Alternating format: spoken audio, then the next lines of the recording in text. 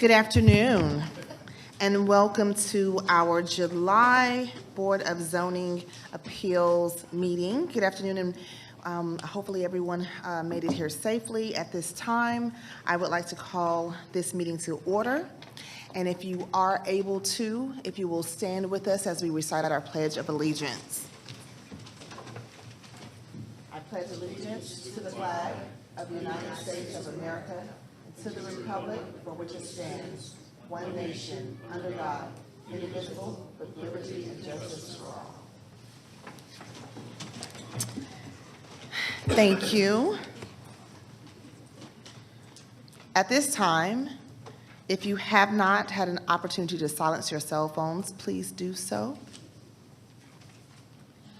Thank you. For those of you who do not have a copy of the agenda or who are attending for the very first time, we will address cases that are first on consent. These are cases that have been reviewed by the board and by the professionals from various departments in the county and to which there is no known opposition at this time. We have discussed these in our work session. Certain staff comments and stipulations have been made, and we do not anticipate any further discussion is needed for a decision. So as we go forward, the County Zoning Division Manager, Mr. John Peterson, will read each case into record.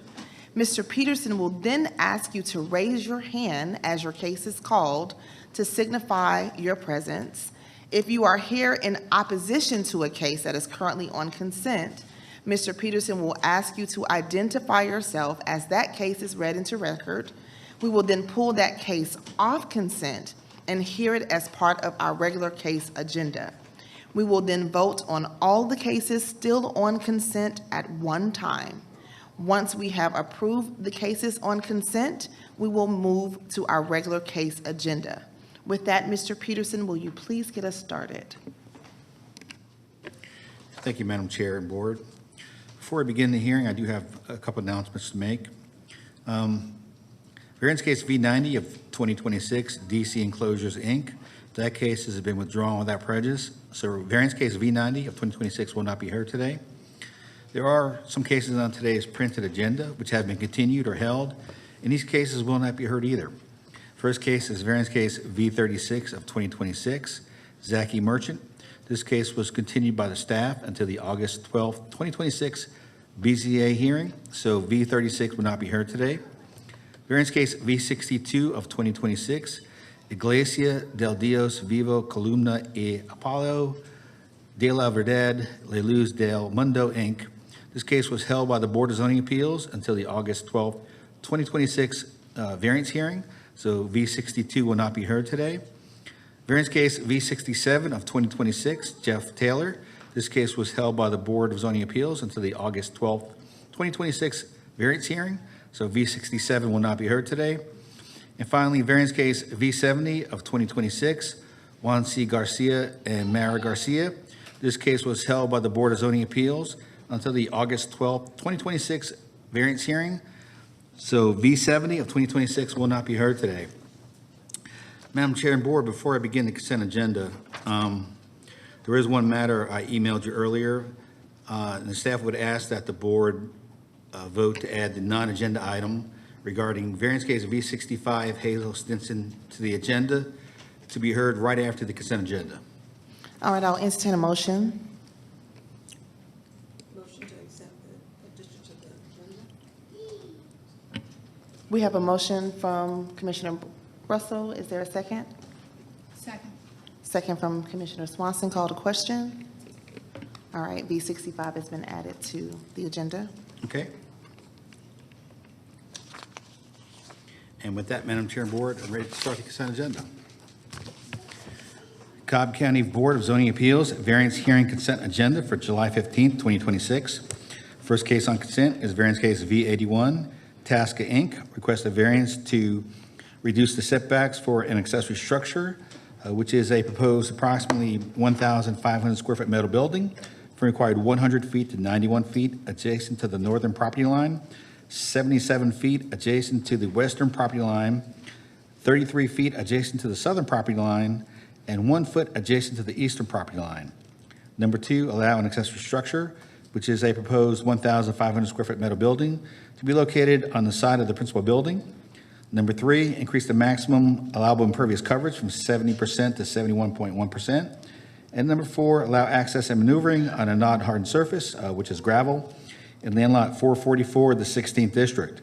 The property is located on the south side of Worley Drive, east of Canton Road, west of Penland Drive.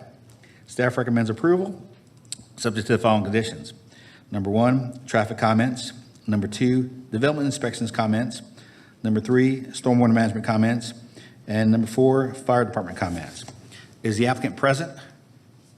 Let the record show the applicant is here. Is anyone here opposed to variance case V81? Okay, let the record show there's no one opposed. Variance case V82, James O'Nally requests a variance to reduce the setbacks for an accessory structure, which is a proposed 400 square foot carport from required 12 feet to 1 foot adjacent to the eastern property line in land lot 903 and 958 of the 17th district. The property is located on the south side of Baker's Meadow, south of Baker's Meadow Lane. Staff recommends approval, subject to stormwater management comments. Is the applicant present? Let the record show the applicant is here. Is there anyone here opposed to variance case V82? All right, let the record show there's no one opposed. Next case is variance case V83. Edward Bizowicz requests a variance to reduce the front setback from required 20 feet to 17 feet in land lot 893 of the 17th district. The property is located on the southwest side of Rosebrook Crossing, east of Rosebrook. Staff recommends approval. Is the applicant present? Let the record show the applicant is here. Is there anyone here opposed to variance case of V83? Okay, let the record show there's no one opposed. Variance case of V86, Kevin and Martina Kratz request a variance to reduce the setbacks for an accessory structure, which is an existing approximately 399 square foot gazebo required 30 feet to 16 feet adjacent to the northern property line in land lot 45 of the 19th district. The property is located on the north side of Ellis Mountain Drive, east of Fern Mountain Lane. Staff recommends approval, subject to stormwater management comments. Is the applicant present? Let the record show the applicant is here. Is there anyone here opposed to variance case V86? Okay, let the record show there's no one opposed. Variance case V87, Alfredo Lopez Vera requests a variance to 1, allow an accessory structure, which is an existing 40 square foot chicken coop to be located on the side of the principal building. Number 2, allow an accessory structure, which is an existing 72 square foot zip line wood steps to be located on the side of the principal building. Number 3, reduce the setbacks for an accessory structure, which is an existing 40 square foot chicken coop from required 25 feet to 1 foot adjacent to the western property line. Number 4, reduce the setbacks for an accessory structure, which is an existing 272 square foot chicken coop from required 25 feet to 2 feet adjacent to the western property line. Number 5, reduce the setbacks for an accessory structure, which is an existing 812 square foot above ground pool with a wood deck from required 100 feet to 70 feet adjacent to the eastern property line and 47 feet adjacent to the western property line. Number 6, reduce the setbacks for an accessory structure, which is an existing 1,500 square foot shed required 100 feet to 59 feet adjacent to the western property line, 10 feet adjacent to the northern property line, and 9 feet adjacent to the eastern property line. And number 7, allow access and maneuvering on a non-hardened surface, which is gravel, in land lots 261 and 262 of the 20th district. The property is located on the northeast side of Harris Road, north of Sandhurst Way. Staff recommends approval, subject to number 1, development inspections comments, number 2, stormwater management comments, and number 3, no commercial or residential dwelling use of the accessory structure. Is the applicant present? Okay, let the record show the applicant is here. Is there anyone here opposed to variance case V87? Okay, we have one person opposed to 87. So we'll pull V87 off consent and put it in its regular order, Madam Chair and Board. Okay, next case is variance case V88. Robert Jeffrey Kane requests a variance to reduce the side setback from required 10 feet to 7 feet adjacent to the western property line in land lot 192 of the 16th district. The property is located on the south side of Landing Drive. Staff recommends approval. Is the applicant present? Let the record show the applicant is here. Is there anyone here opposed to variance case V88? Okay, let the record show there's no one opposed. Variance case V89, MWM Family Trust requests a variance to, one, allow an accessory structure, which is a proposed 900 square foot barn to be located on the side of the principal building. And number two, reduce the setbacks for an accessory structure, which is a proposed 900 square foot barn from required 100 feet to 90 feet adjacent to the southern property line and 17 feet adjacent to the western property line in land lots 229 and 230 of the 20th District. The property is located on the north side of Ford's Drive, east of County Line Road. Staff recommends approval, subject to no commercial or residential dwelling use of the accessory structure. Is the applicant present? Let the record show the applicant is here. Is there anyone here opposed to variance case V89? Okay, let the record show there's no one opposed. Variance case of V91, AH Marietta LLC, doing business as Alair Homes Marietta, requests a variance to, one, reduce the rear setback from required 35 feet to 20 feet. Two, reduce the major side setback from required 30 feet to 20 feet. Three, increase the maximum allowable impervious coverage from required 35% to 40%. And number four, reduce the setbacks for an accessory structure, which is an existing 49 square foot shed from required 5 feet to 1 foot, adjacent to the eastern property line in land lot 632 of the 17th District. The property is located on the northeast corner of Donna Lynn Drive and Madison Street. Staff recommends approval, subject to development inspection comments, and number two, stormwater management comments. Is the applicant present? Okay, let the record show the applicant is here. Is there anyone here opposed to variance case V91? Okay, let the record show there's no one opposed. Variance case V92, Stuart Gurr requests a variance to allow an accessory structure, which is proposed pool equipment to be located on the side of the principal building.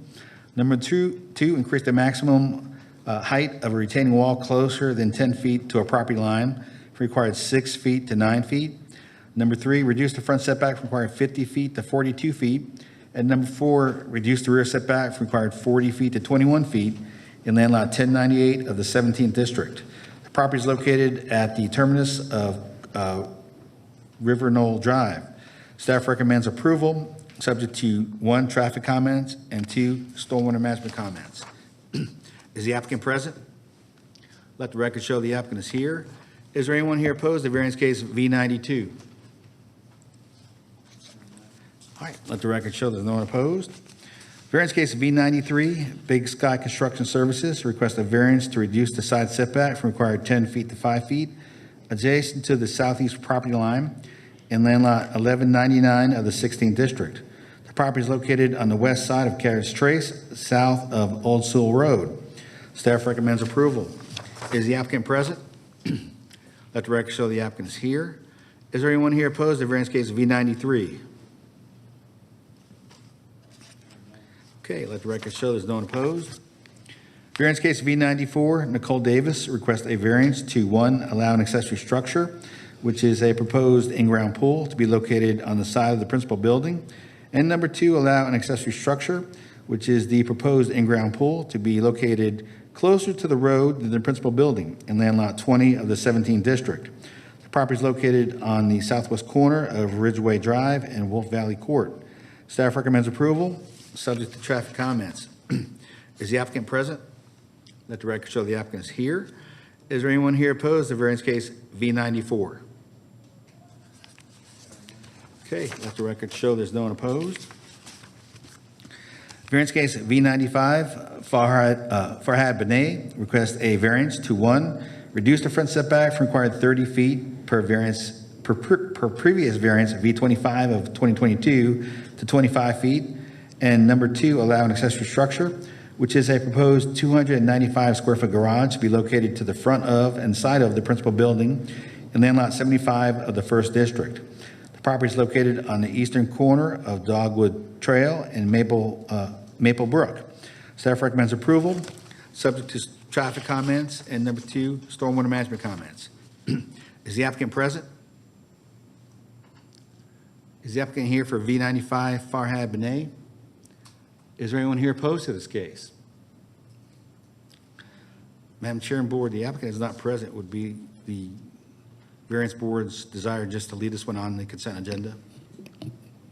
Okay, thank you. Next case is variance case V96, Mike and Kiki Maselidis. Request a variance to reduce rear setback from required 22 feet per variance V4 of 2016 to 7 feet in land lot 157 of the First District. The property is located at the terminus of Bedford Oaks Court, north of Lower Roswell Road. Staff recommends approval, subject to development inspections comments. Is the applicant present? Let the record show the applicant is here. Is there anyone here opposed to variance case V96? Okay, let the record show there's no one opposed. Variance case V98, Lauren Malovich requests a variance to 1, allow an accessory structure, which is a proposed in-ground pool and pool equipment to be located on the side of the principal building. Number 2, allow multiple accessory structures, which are existing sheds 1, 2, and 3, to be located on the side of the principal building. Number 3, allow an accessory structure, which is an existing 209 square foot playhouse and deck, to be located at the front of and side of the principal building. Number 4, reduce the setbacks for an accessory structure, which is an existing approximately 204 square foot shed number 3, from required 50 feet to 23 feet adjacent to the southern property line. Number 5, reduce the setbacks for an accessory structure, which is an existing 209 square foot playhouse and deck, from required 25 feet to 11 feet adjacent to the northern property line. And number 6, allow access and/or maneuvering on a non-hardened surface, which is gravel, in land lot 342 of the 20th District. The property is located on the south side of Sayre Drive, south of Wembley Drive. Staff recommends approval, subject to traffic comments. Is the applicant present? Okay, let the record show the applicant is here. Is there anyone here opposed to variance case V98? Okay, let the record show there's no one opposed. Variance case V99, Sonia T. Lucas requests a variance to increase the maximum allowable impervious coverage from required 35% to 40% in land lots 167 and 194 of the 16th District. The property is located on the north side of Ainsley Court, west of Dover Crossing Drive. Staff recommends approval, subject to stormwater management comments. Is the applicant present? Let the record show the applicant is here. Is there anyone here opposed to variance case of V99? Okay, let the record show there's no one opposed. And finally, variance case V100, V&V Custom Homes LLC requests a variance to waive the 40-foot undisturbed construction buffer in land lots 390 and 403 of the 16th District. The property is located on the south side of Davis Road, west of Shallowford Road. Staff recommends approval, subject to traffic comments. Is the applicant present? The applicant is here. Is there anyone here opposed to variance case V100? Okay, let the record show there's no one opposed. And that completes the consent agenda, Madam Chair and Board, except for V87. Before we entertain a motion for consent, I believe Commissioner Summer Hour had some questions for you. So we'll just take a brief moment to sort through a couple of details, if you guys could bear your patience with us.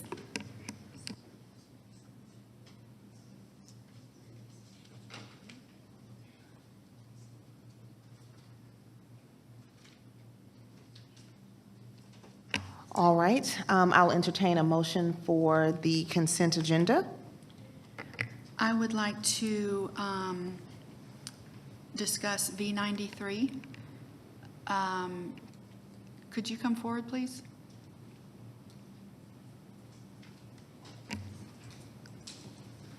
So it's my understanding from talking with your contractor that y'all would be okay with adding a tree buffer? Are you the contractor or the applicant? The contract. Okay, that y'all would be okay with adding a tree buffer on that corner that's closest to the neighbor? I just want to put that on the record. Does that still apply? Yes, and the homeowner should be here have reached out to them. What I would like, if we could go ahead and have her get sworn in officially so that we can have her identified and then we can Okay. sort out the particulars.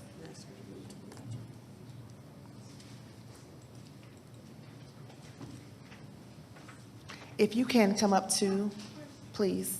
so that we can hear you, and if you would also state your name for the record. Pl- On the mic for us. Thank you. Yeah, it's Susan Ovens, like ovens, but ovens. Okay. If you'll pull the mic up so that we can hear you clearly, thank you. Yeah.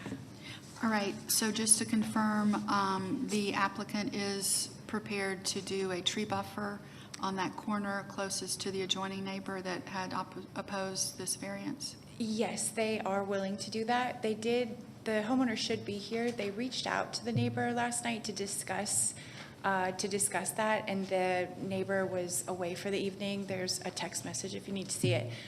So I don't know that the next door neighbor, in fairness, is fine with the trees as an alternative, but they did reach out to discuss them, but the neighbors weren't available. So Okay. it's a possibility. I just don't know if that solves their issue to be.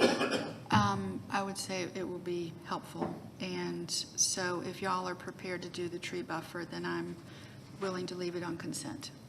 Okay. And so that's an affirmative for you, your applicant, that they are agreeable to doing that? I think the homeowner would be agreeable to it, yes. Okay. Thank you so much. If you can have a seat for us? Okay. Thank you. All right, so with that,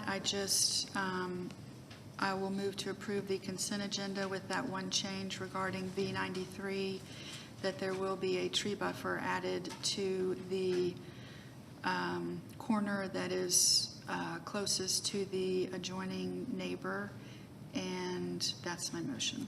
Is there a second? Second. Second by Commissioner Barkley. Call to question. And the consent agenda with the additions have been approved 5-0. Thank you. For those of you who were on consent agenda, you are free to go quickly and hopefully as quietly as possible as we shift gears to our regular consent agenda. We'll give you a few moments just to make that transition. Thank you. All right, for those of you whose case was on, we are now ready to proceed with our regular case agenda. And our procedure here is that Mr. Peterson will read each case into record. The applicant and/or representative of the applicant who wishes to speak will come forward, and ask to be, Lord, let me start over. I apologize, guys. You will be asked to come forward, sworn in, and likewise, anyone speaking in opposition or support will be asked to come forward and to be sworn in as well. The applicant and the opposition will each have a total of 10 minutes to present their case, regardless of the number of individuals speaking from either side. All testimony must be given to the podium right here to my right, where all full AV capabilities are available. Please be sure to speak into the mic so that we can clearly hear you. Following the presentations, members of the board may ask questions directed at either party. Please note that once comments from all parties have concluded and the public hearing has formally been closed, no further comments will be permitted unless specifically requested by a member of the board. If you are called upon, you'll be asked to return to the podium only to respond, so there will no longer be speaking from the gallery. With that, Mr. Peterson, we are ready for the first case. Okay, and the first case is the non-agenda item, which is a variance case for V65 Hazel Stinson, who requests a variance to reduce the setbacks for an accessory structure, which is a proposed 2,730 square foot barn, required 100 feet to 65 feet adjacent to the southern property line, 62 feet adjacent to the northern property line, and 20 feet adjacent to the eastern property line. Number two, allow an accessory structure, which is an existing pool and pool equipment, to be located on the side of the principal building. Number three, allow access and/or maneuvering on a non-hard surface, which is gravel. And number four, allow a second electrical meter in land lot 1116 of the 19th district. The property is located on the east side of Hill Road, north of Brownsville Road. Is the applicant present? Okay, let the record show the applicant is here. Is there anyone here opposed to variance case V65? Okay, let the record show there's two people opposed. All those who would like to address the board, either for or against, please come forward to be sworn in.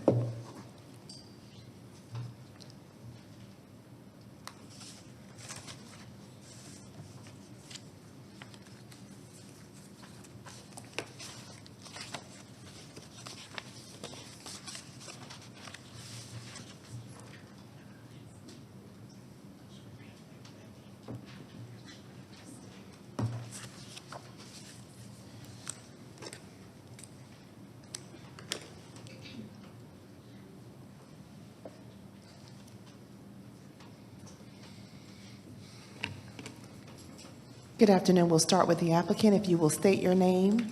William and- Stinson. And then you have 10 minutes. William Stinson. Thank you. The barn that we're putting up is a pole barn, and basically we're going to have some horses and farm equipment in that particular barn. I am a welder, and I have trucks that the front part of the barn, I park my trucks in the front. And that's basically what, I don't know what the issue is, but that's basically what I'm doing. Okay. You have additional time. Do you have anything else that you would like to share with us? Any pictures, any history about We do your have- property? We do have pictures of, if you want to see them. We Yes. did go around and ask our neighbors if they were opposed to anything. This particular neighbor that's in question, I was told by I went and got the application from, that this particular neighbor was far enough from me that they didn't need to ask. This particular neighbor is right beside me, which is the farthest away from the barn. I have 3 other neighbors around me that signed the petition, signed that was okay for me to do that. I do have information if you want. Please. Can I bring it to you?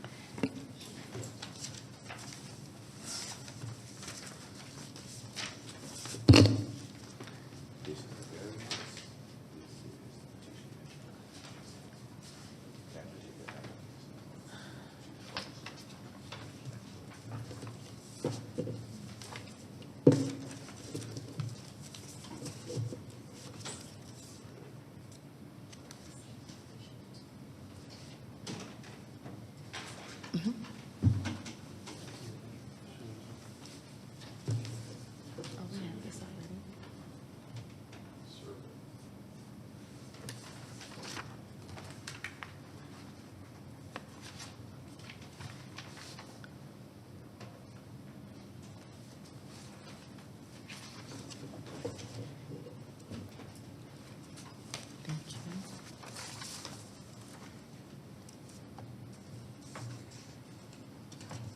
Can you describe for us what we're looking at, Mr. Stinson? What you're looking at is the survey that we was told we had to get because there was no actual pictures of the property at the time of me trying to consume the barn. And that's what the survey is. And upon getting that, we had to get signatures from my neighbors that it was okay for me to do that. Okay. You still have 7 minutes, over 7 minutes, if you have anything else you'd like to share with It's us? cut and dry. Thank you. Okay. We'll return your documents in just a few moments. If that is it, we'll hear from opposition at this time. Thank you. Absolutely. Thank you.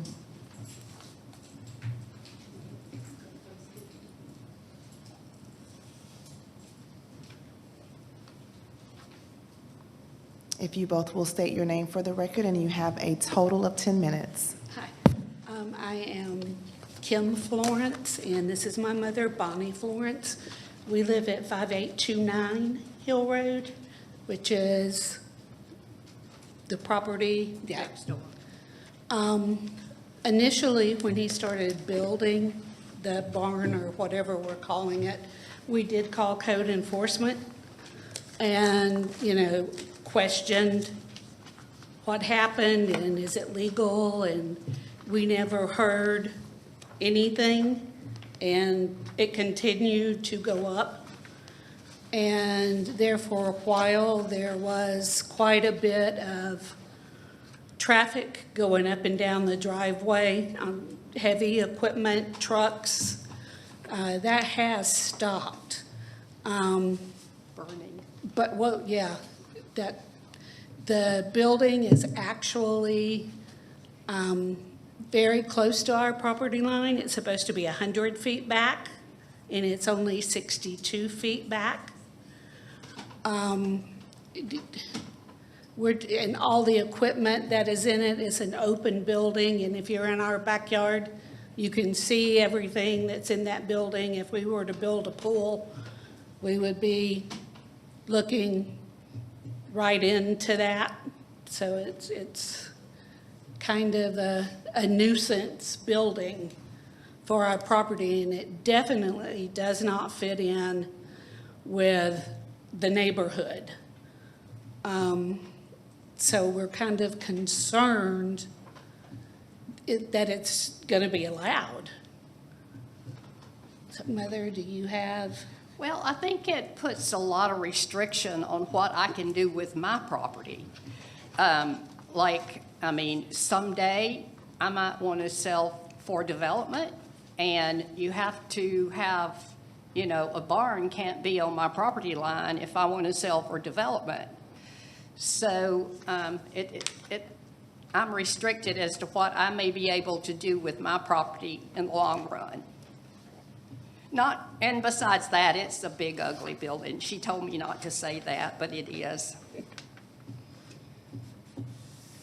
Do you have anything else to say? That's all.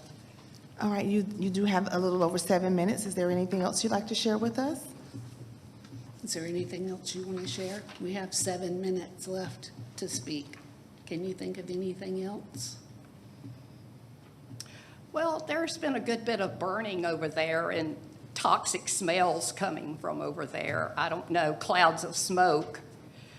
I don't know what that's all about, but I can add that to it. Okay. Is there anything else? All right. Well, That's thank all. you so much. If you guys will have a seat. This does reside in District 4, which is my district, so I'll lead the discussion. Can I have the applicant back up really? No, actually, you know what? Since you guys are here, let me not have you come back up. Let me do that. Let me just ask a couple of questions while you are here to respect your walking back and forth. Can you show me on the screen where your property is as relation to the applicant's property? It's on the north side. Which address is yours?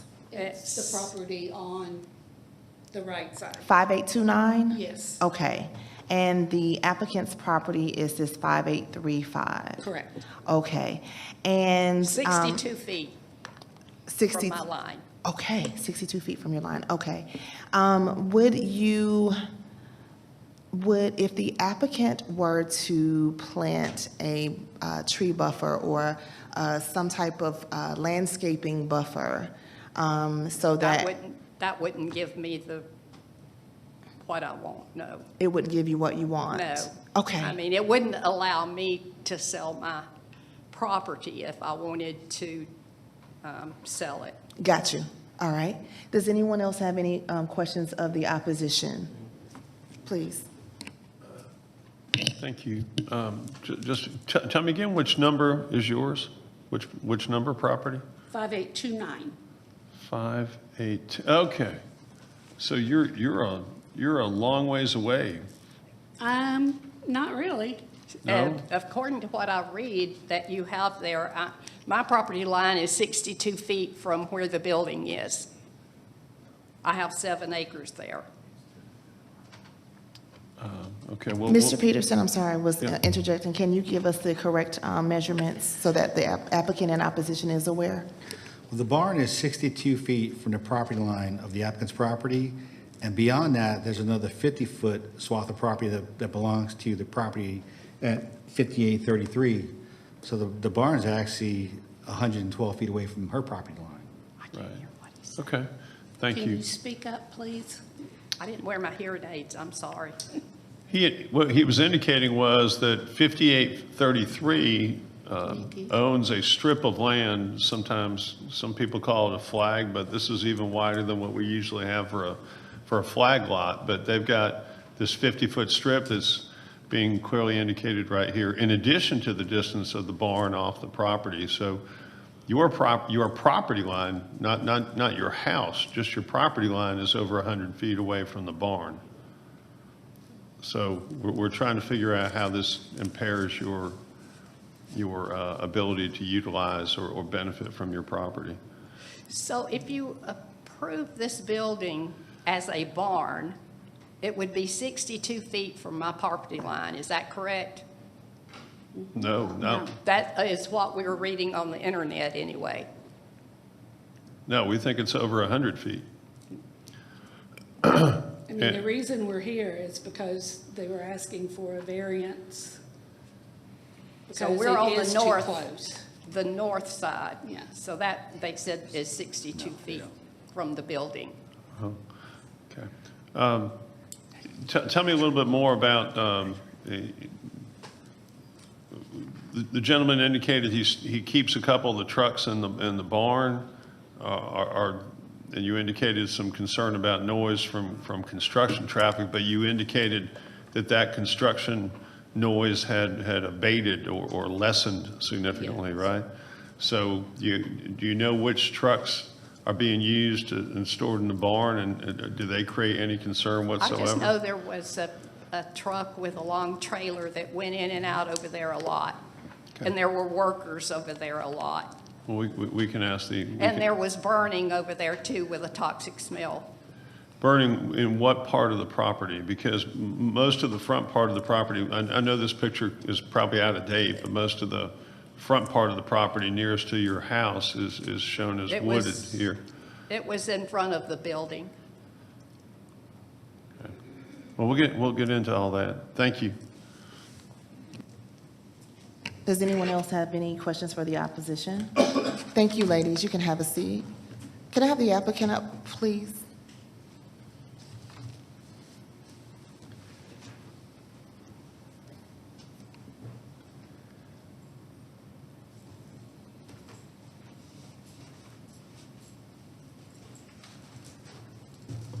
All right, so I'm not going to get into the burning because that's not part of the application here.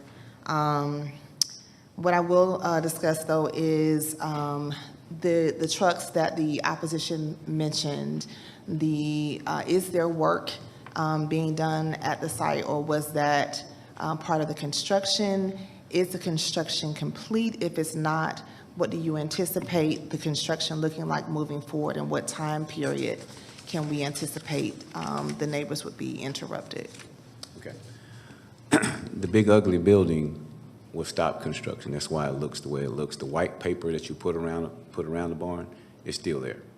Once we got the stop work permit, noticed, we stopped everything. So that's why everything stopped. In 30 days, I can have it put the garage doors down, where my 3 doors, you don't see my trucks at all, because I bagged the trucks in. And she can see that from her back door, her backyard. And with garage doors, you just see a building. And that's what I propose to do if I get approved. And the siding that goes on the side of the barn will be complete. You don't see the white paper where it wouldn't look ugly anymore. The burning, we have a burned barrel, 55-gallon drum barrel. We burn in that barrel, a bunch of holes in it. We burn trash, what have you, in the barrel. That's the only burning we do. All right, does anyone else have questions of the applicant before I proceed? Okay. So can you tell me what kind of trucks you intend to store in the barn? Sir? Can you tell me what kind of trucks you're going to store in the barn? The trucks that we work with, we bag our trucks in at the end of the day, and we will be putting the door down. The back side of the barn is where we'll have my tractors, goats, horses. It'll be split in half, basically. Area to park the trucks and the area to have livestock. Just so I clearly understand, can we get the survey up? Can we pull that up and just?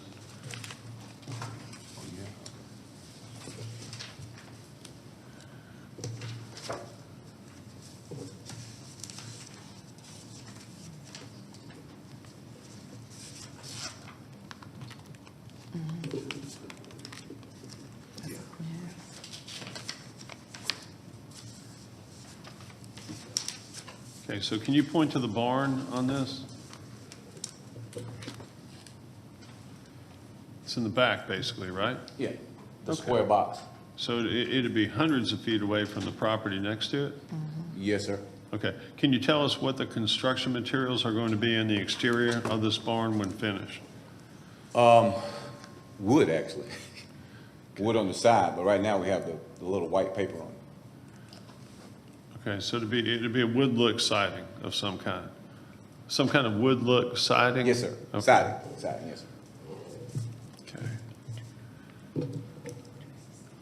All right, and any of the vehicles that are kept in the barn, I understand a tractor can make a fair bit of noise, but any of the other vehicles that are kept in the barn, are they diesel or anything particularly loud?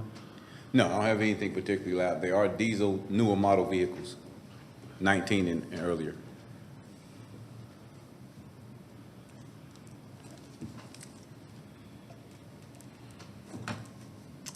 Okay, thank you. Just one, you're still stuck here. Just one question, we keep asking about the vehicles. Are they dump trucks? Are No, they ma'am. This are the regular pickup trucks. Oh. All three of them. 3 pickup trucks? Yes, ma'am.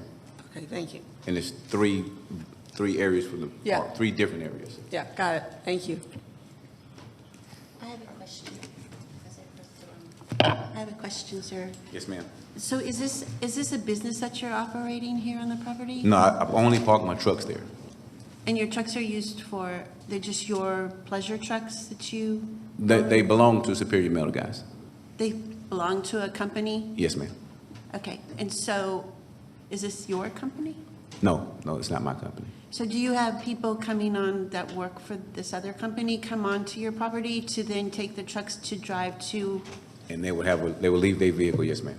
And so then when these people come onto your property to then exchange their car for your truck, where are those cars parked? In the front of the building. In the front of the building? Yes, ma'am. Is the front of the building paved? Are they parked on paved? No, it's a gravel rock. It's, pardon? Rock. Gravel. Gravel? They're Yes, parked ma'am. on gravel? Okay. Thank you. I can change that because we do have parking in the front of the house if necessary. The- I have If one somebody more don't like it. I have one more question. If somebody don't like So it. the gravel is on the front of this barn, garage? Yes, ma'am. If you look in the front of it where going that straight up, that's gravel, dirt. This is all gravel? Gravel and rock, yes, ma'am. Gravel and rock?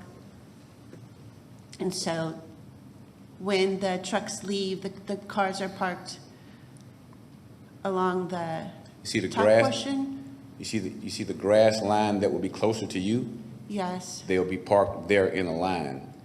It'll be no more than 2 cars there at any given time. Oh, okay. And those include, and then you have your vehicles that are down by the house? In the front of the house. In the front Yes, of the ma'am. house? Okay. And then the road to Hill Road, is that all paved? Is that a Yes, ma'am. paved It's road? asphalt all the way back to the back. Yes, ma'am. Okay, and then it's asphalt coming into your house? Yes, ma'am. Okay. And then when you burn your garbage? Yes, ma'am. In a. And where is that burn pit located? If you're looking right on that, closer to you where the grass actually stops at, it's roughly 25 feet away from the building, right there in the gravel. Okay. I'm right on, Is this a daily burn or is it just, maybe once a month. once a month? Yeah, we don't burn daily. We don't have that much trash. It's just me and my wife, so we don't have that much trash. Okay, and so it's just a contained burn in a burn barrel? Now, yes, ma'am. Now that I think about it, in question at the time it was burning, it was the roofing material and whatever the construction guys had at that particular time it was being erected. That may have been the time. The it was- smell? Yes, ma'am. So at the time when you were building this, then you did use the burn barrel for some of your, Oh, yeah. the things that you were. That may have been every your day. building material? Yes, ma'am. But you don't do that anymore? No. Okay. Okay, thank you for your Thank you. time. If you'll stay just for a second, Yes, ma'am. I'm not quite done. You did have sign off from all of the neighbors except for the ones that are Yes, ma'am. over 100 feet away. I did ask, and the gentleman told me, I have his card here, but I don't want to call his name. But he did tell me that they were far enough away where they didn't have to have a notice. But I did ask. Okay, and the structure that you're proposing, the barn that you have already started to erect, just wanted to confirm, is it going to resemble the exterior structure of your home? Yes, ma'am, that was the end goal if I was ever to get to that. Okay, so that is the end goal Yes, so if approved? It wouldn't look like it was thrown together, it was actually put together. So if somebody was to, say, sell a property, you wouldn't look at that and say, oh, I won't buy that.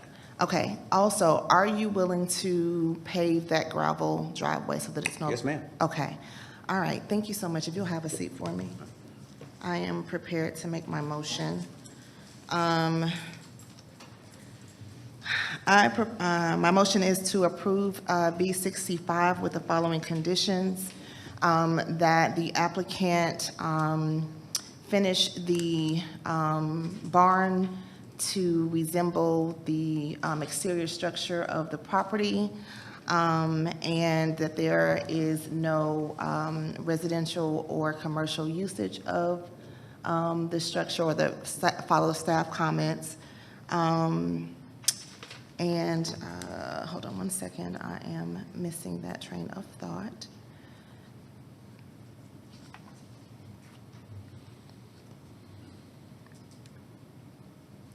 Oh, and that the applicant also pave the gravel driveway. Mr. Peterson? And can you also add to that that the building must be permitted and inspected by Cobb County? Yes, and that the building must be permitted and inspected by Cobb County. I just have one Sure. question. Go ahead. So I know that in Cobb County, we have the like burn bans, and so you can burn in the months of R? In the fall and winter time, you can burn. But we'll have When you to, burn trash? I'm not sure about that. You know, what we can do is have the fire marshal contact the applicant, Okay. and they can talk about what he can and can't do as far as burning. Right, because I think it was you can burn in the months of R and you can't. And you can't burn in the other months, so that would be great, thank you. All right, we have a motion on the table. Is there a second? A second. Oh, go ahead. Okay, we have a second by Commissioner, we'll charge it Commissioner Summer Hour. Call to question. All right, B65 passes 5-0. Next case, Mr. Peterson? Yes.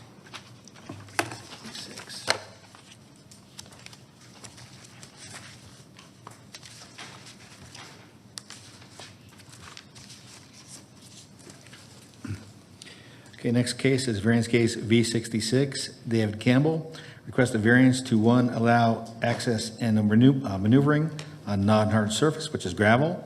Number two, allow accessory structure, which is an existing 165 square foot shed to be located at the front of the principal building. And number three, reduce the setbacks for an accessory structure, which is an existing 165 square foot shed required 12 feet to 1 foot adjacent to the northern property line in land lot 342 of the 20th District. The property is located on the east side of Hiram Ackworth Highway, south of Sayer Drive. Is the applicant present? I am. Let the record show the applicant is here. Is there anyone here opposed to variance case V66? And let the record show there's no one opposed. Would the applicant please come forward to be sworn in?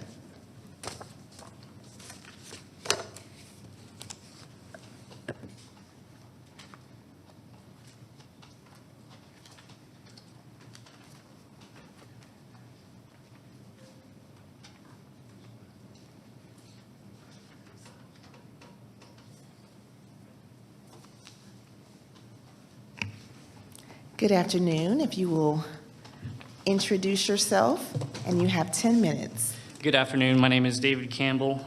My case was previously on the consent agenda for last month. So one update to this variance, there was a dilapidated shed that was directly on the property line, and my neighbor had been doing construction, and that shed was destroyed. So the portions for the accessory structure no longer needed. But to remind the board of my case, so my lot is effectively a flag lot. It's a hill, so I was requesting a variance for the surface. The reasons I gave was financial hardship. It's going to be over 400 feet for this driveway. I am planning to build a good-sized garage, so there will be adequate parking for the vehicles that I have. Additionally, there's a pending Highway 92 expansion that'll take between 30 to 50 feet. And because of how the driveway needs to slope, and there's a big oak that I would like to preserve, the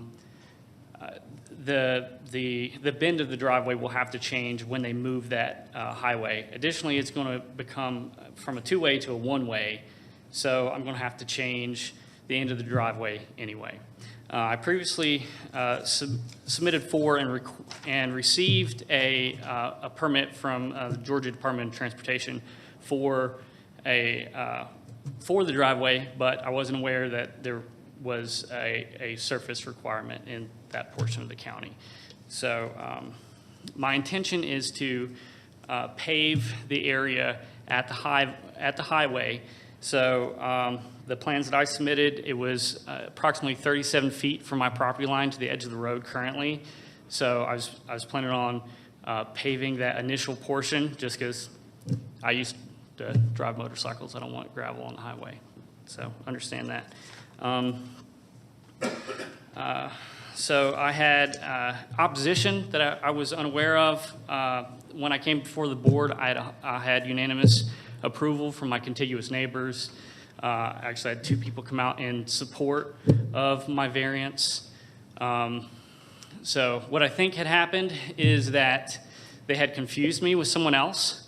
There is construction that's going on the east side of Pickett's Mill Creek. So I have pictures and other things that I can provide if you have any questions for that. Additionally, I just wanted to make a note. They said that there was some damage to their pond and that I installed silt fence, and there's not been any construction on my property. It is a wooded, brush-filled lot. I couldn't get into it because I don't have a driveway.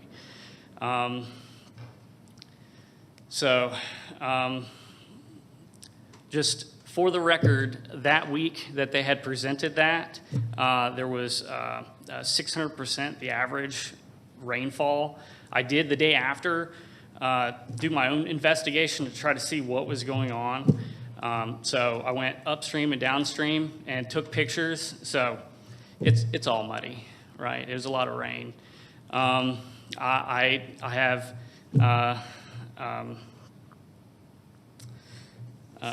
I also reached out to the opposition and provided them with my contact information. I reached out to erosion and sediment control, stormwater, just to offer any assistance to facilitate any further investigations.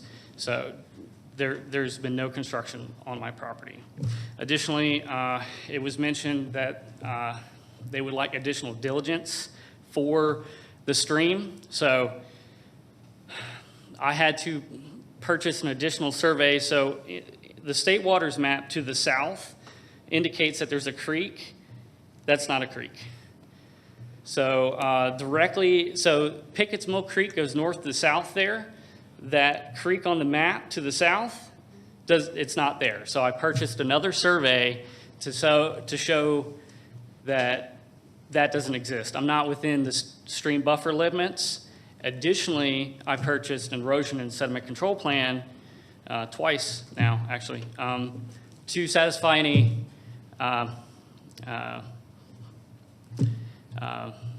questions, right? I haven't pulled the permit for this yet. I've been planning this, been working on this for a year and a half now, so trying to do everything the right way. And if they had reached out to me, I would have gladly worked with them to resolve any issues. They did not contact me. They did not take me up on the offer to tour the property, and of course, they didn't reciprocate. So whenever I did go down and look at their pond, the subsequent pond, there wasn't any dead wildlife or anything like that. I also went upstream, and those areas also had increased sediment. So I have pictures of that. So just for the record, for the future, for anything else, even though it has nothing to do with me, I understand that they have some grievances. They're not against me. So, pending any questions, that's what I have for the board. You still have a little bit over 4 minutes if you'd like to continue to share. I believe I covered everything. If you have any questions, I have additional evidence that I can bring. Okay. Was there opposition to this variance application? If you will have a seat for us, we'll hear from opposition. Oh, not today. I'm sorry. Okay.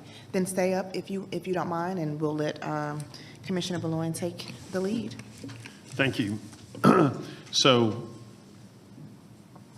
to understand it clearly, today, all you're asking for is to allow access and maneuvering on a non-hardened surface to be made of gravel. That's the only request you have. Yes, sir. And you've indicated that the DOT is going to widen the road in the front of your property? Yes, so that is, I have a PI number for that before the county. It's PI 0020052. I have pictures of that as well to show that it will encroach on what would be built. So whatever I put in for the first 50 to 100 feet, I'm going to have to tear out anyway, I believe. And you said, how soon do you expect construction to begin there? As soon as I get this variance, I intend on applying for a construction permit. Not you, the DOT. I'm sorry? The DOT construction. So I am unsure. I believe this has been in planning for more than 4 years.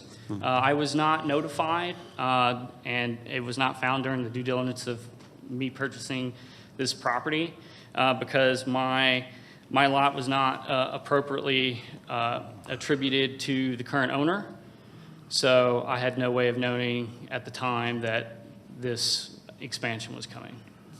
Right, so the one thing I'm wrestling with is how to figure out what kind of condition to put on this. We typically require a 25-foot apron, but I'm not sure that I want to require that if it's going to get torn up right away. But then you would have to put a 25-foot apron on. We would want you to put one on. Yes, sir. I'm amenable to, I understand that regardless, I'm going to have to put an apron, and that would be in the jurisdiction of GDOT because it's their right of way. So I have no problem with that stipulation being attached to this variance. Okay. Anyone else with questions of the applicant? Okay. All right, let me go to the DOT then, get DOT's idea in terms of what we do. If DOT has some thoughts. You can have a seat, sir. Thank you so much.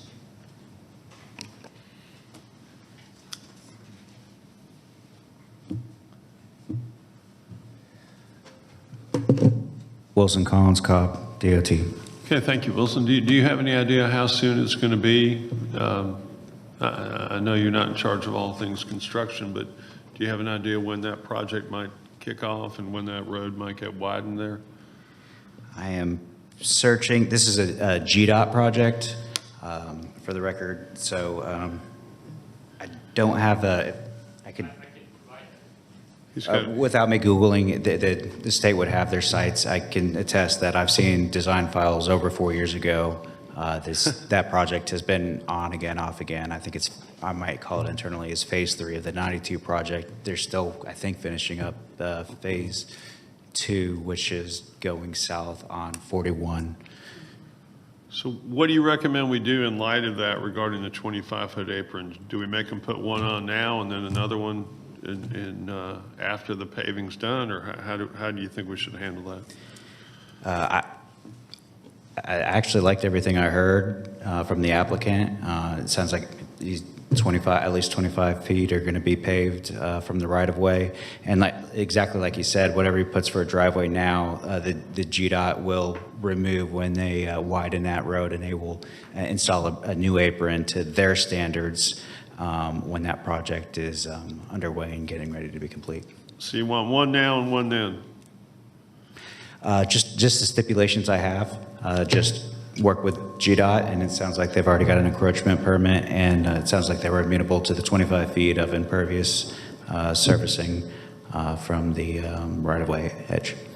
Just say traffic comments, that's all I need to know. Please Okay. and thank you. Anyone else?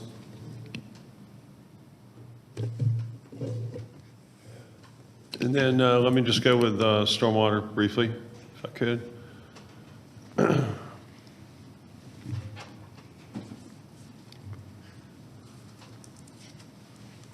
Hello, Andrew Heath, Cobb Stormwater Management. Thank you, Andrew. So we were told last month Joanna Smith came to oppose and had a concern about erosion going to the lake, and we can see the lake there.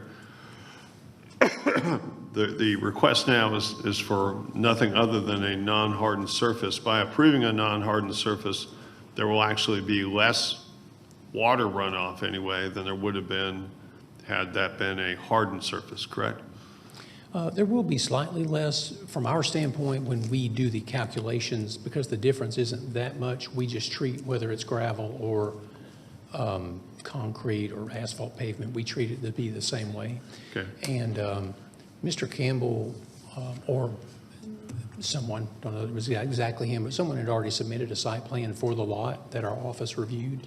And he already, that site plan's actually already been approved by our office. Okay. And I don't think the site's been permitted per se yet, but he's actually already incorporating some stormwater management features on the site that he will need to build when the house is built. And so that's actually kind of already been through review. So as long as he takes care of that, I think we'll be okay. Should we still say subject to stormwater comments or not? Yeah, that's fine. You can keep it subject to that. All right, but to be clear, the requests were asked to approve for a variance. That's not going to make things any worse. No.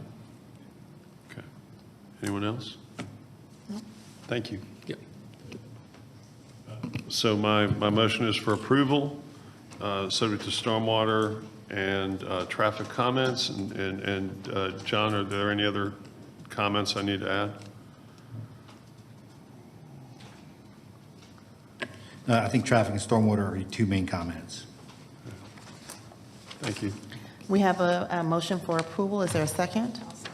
We have a second from Commissioner Russell. Call to question. And V66 passes 5-0. Next case, Mr. Peterson? Okay, and the next case actually needs to be continued. Madam Chair and Board, they did revise their site plan. So the staff would ask the board to continue variance case V80 of 2026, Timothy M. Strickland, until your August hearing date. I'll entertain a motion to continue it. So moved. Is there a second? Second. Second from Commissioners Swanson. Call to question. And V80 continues to our August meeting. Next Okay. case. Okay, next case is variance case V84. Luis Aldridge requests a variance to, one, reduce the setbacks for an accessory structure, which is an existing approximately 1,840 square foot building, required 100 feet to 48 feet adjacent to the southern property line, 13 feet adjacent to the northern property line, and 3 feet adjacent to the western property line. Number two, reduce the setbacks for an accessory structure, which is an existing approximately 344 square foot trailer, required 30 feet to 3 feet adjacent to the western property line and 4 feet adjacent to the southern property line. And number three, allow access and maneuvering on a non-hard surface, which is gravel, in land lot 1207 of the 16th district. The property is located on the west side of Harris Drive, north of Hazelwood Drive. Is the applicant present? The director show the applicant is here. Is there anyone here opposed to variance case V84? Okay, let the record show there's no one opposed. Would the applicant please come forward to be sworn in?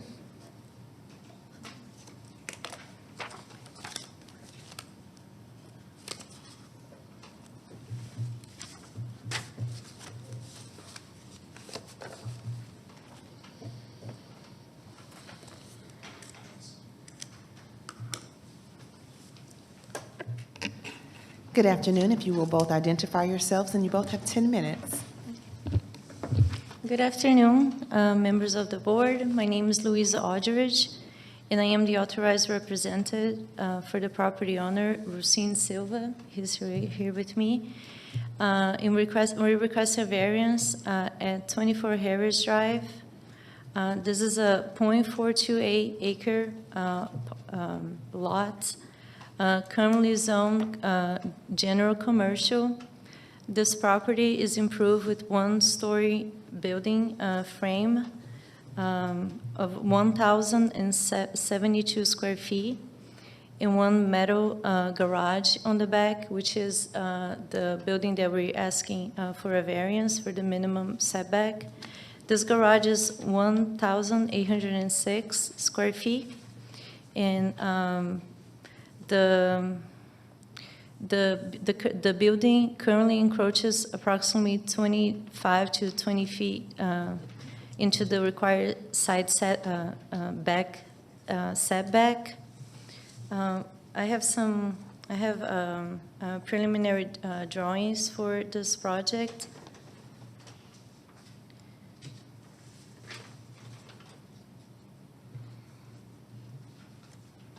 So this building is already built, so we're not requesting to build something new. We're requesting to legalize existing structure. And with this, if the variance is granted, the owners intend to remove large areas of the existing gravel, install asphalt driveway and parking lot, providing 8 spaces, significantly increase landscaping and open space, plant 13 new 3-inch oak willow trees to meet and exceed the tree ordinance density requirement, install dry wells for stormwater management, and complete all required erosion control and landscaping.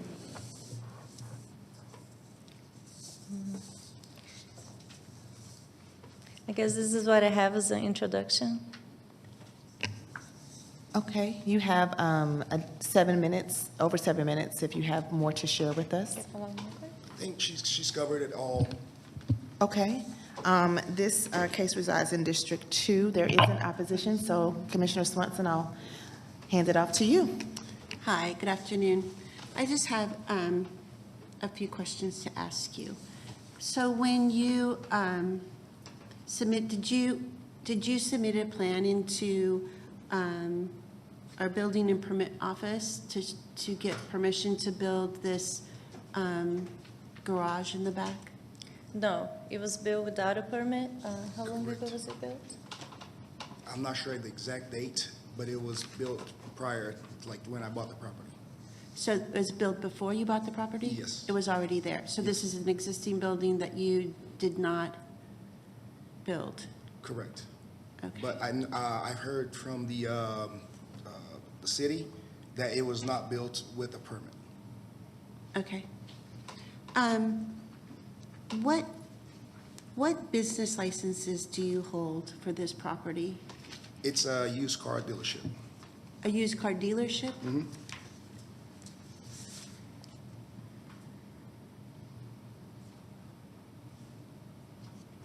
And are there other businesses that No, you?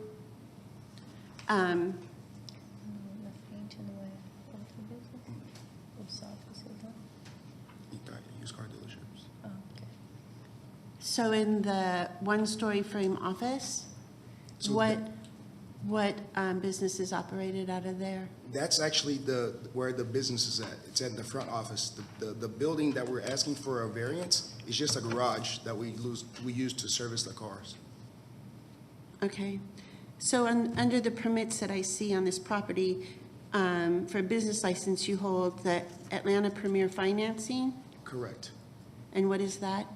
That's the car dealership. Okay. And then the Atlanta Auto Group is still another, It's the same business.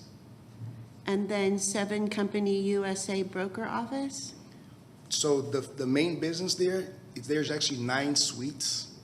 So there's actually 9 different auto brokers in the front office. So how many employees do you have? None, 0. 0, just myself. And then you're also requesting a variance for a 3-bay car repair? So this will be your car repair here? That's it, yes. Along with your sales of cars? Well, we don't do sales there. It's just to hold our dealer's license. We do wholesale, so we sell back at the auction. We don't sell vehicles out of that place. Mr. Peterson, is that an acceptable business allowed at this general commercial facility? Okay, so you're not selling used cars to the general public. You're buying cars probably from the auction and then reselling them at the auction after you fix them? Correct. Is that right? And your business licenses you have, are they for a broker's office or a used car lot? Broker office. Okay, because with the broker's office, you can't have any cars on site. Well, we just bring the cars to get serviced so we can send it back. Well, if you're doing a service, that's fine, but you can't have cars for sale out front. We don't, Okay, or on the property. we don't. Okay. So, the other question, Brett, could you pull the picture that I sent to you? So this is a picture that was recently taken of your property with all of these trucks. And then you as well showed a picture with quite a number of cars sitting there. So yes, those, So can you explain this situation? Because this doesn't look like, So those- what you're saying is that you take these to auction. If you take them to auction, if you don't sell them, then do you bring them back to sit till the next auction? correct. So these cars that you see there, they are ready to go to the auction, and they have stickers saying that they're not for sale. Like, we don't post them for sale, and we are, actually, the state board, they required us to put like a sticker saying that these cars are not for sale, because they're ready to go to the auction. Okay. Is that acceptable to do that? They're not selling them, they're just keeping them here and, Well, there's a fine line here, Commissioner Swanson. You know, if they're repairing the cars, that's fine all day long because it's zoned properly for car repair. But if you have a car that you're selling or gonna sell, you can't have it on your property. It's gotta be stored somewhere else. Okay, Or as soon as you fix it, it's gotta be gone off the property. So a lot of these cars shown in the photographs may have to go. that's fine. All right. so, per our code, parking is allowed, again, only on paved and striped parking. So how much of the striped parking do you have for your employees or some of these cars that are sitting there? So right now, the whole front, as you can see, it's paved. Okay, Now, and how many stripes for There- parking that I need, that you currently have? I believe there's 9 already. 9. 9 spots, yes. So is that sufficient for your employees? Correct. So you have 9 stripe parking? Mhm.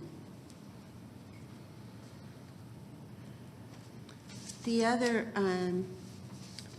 other question that I have is your trailer that's parked on a non-hardened surface.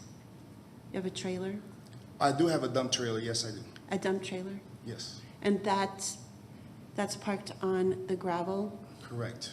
And so your dump trailer, what do you use that It, for? it doesn't have to be there. I just have it like to move trash out of the place and go dump it on the landfill, but it doesn't have to be there.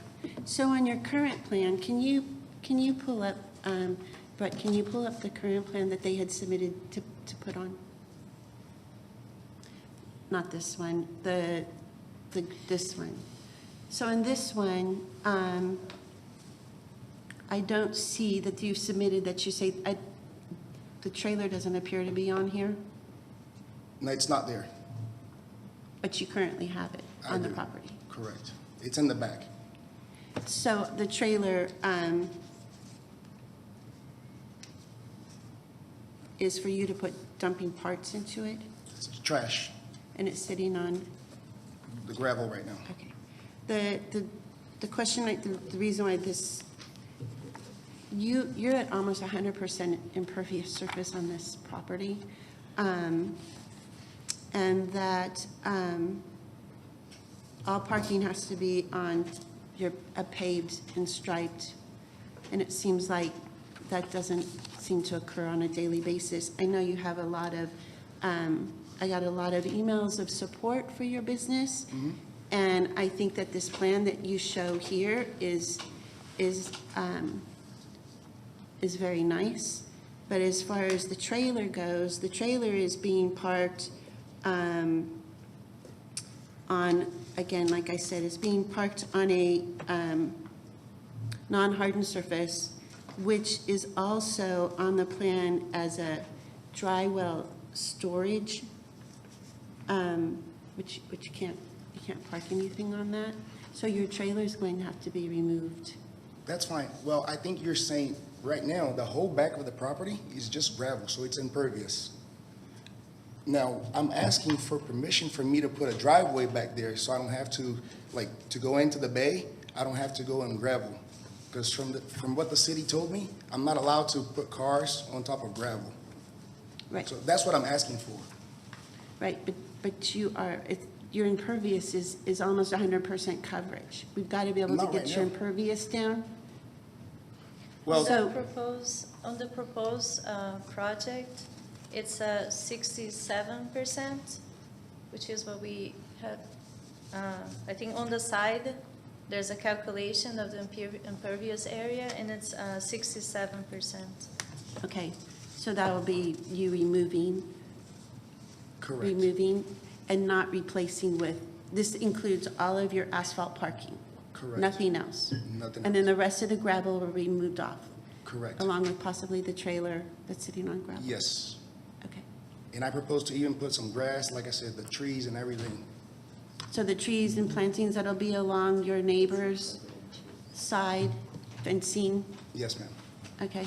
So See, there's gonna be trees all over, even towards the front of the place. I definitely think that'll be a big improvement. So I don't have any issues with that. Is there anything else that you would like to make a comment about? No, ma'am. Okay. You can have a seat right now. Oh, I'm sorry, I'm so rude. Does anybody else have any questions? Good. Okay. Right, thank you.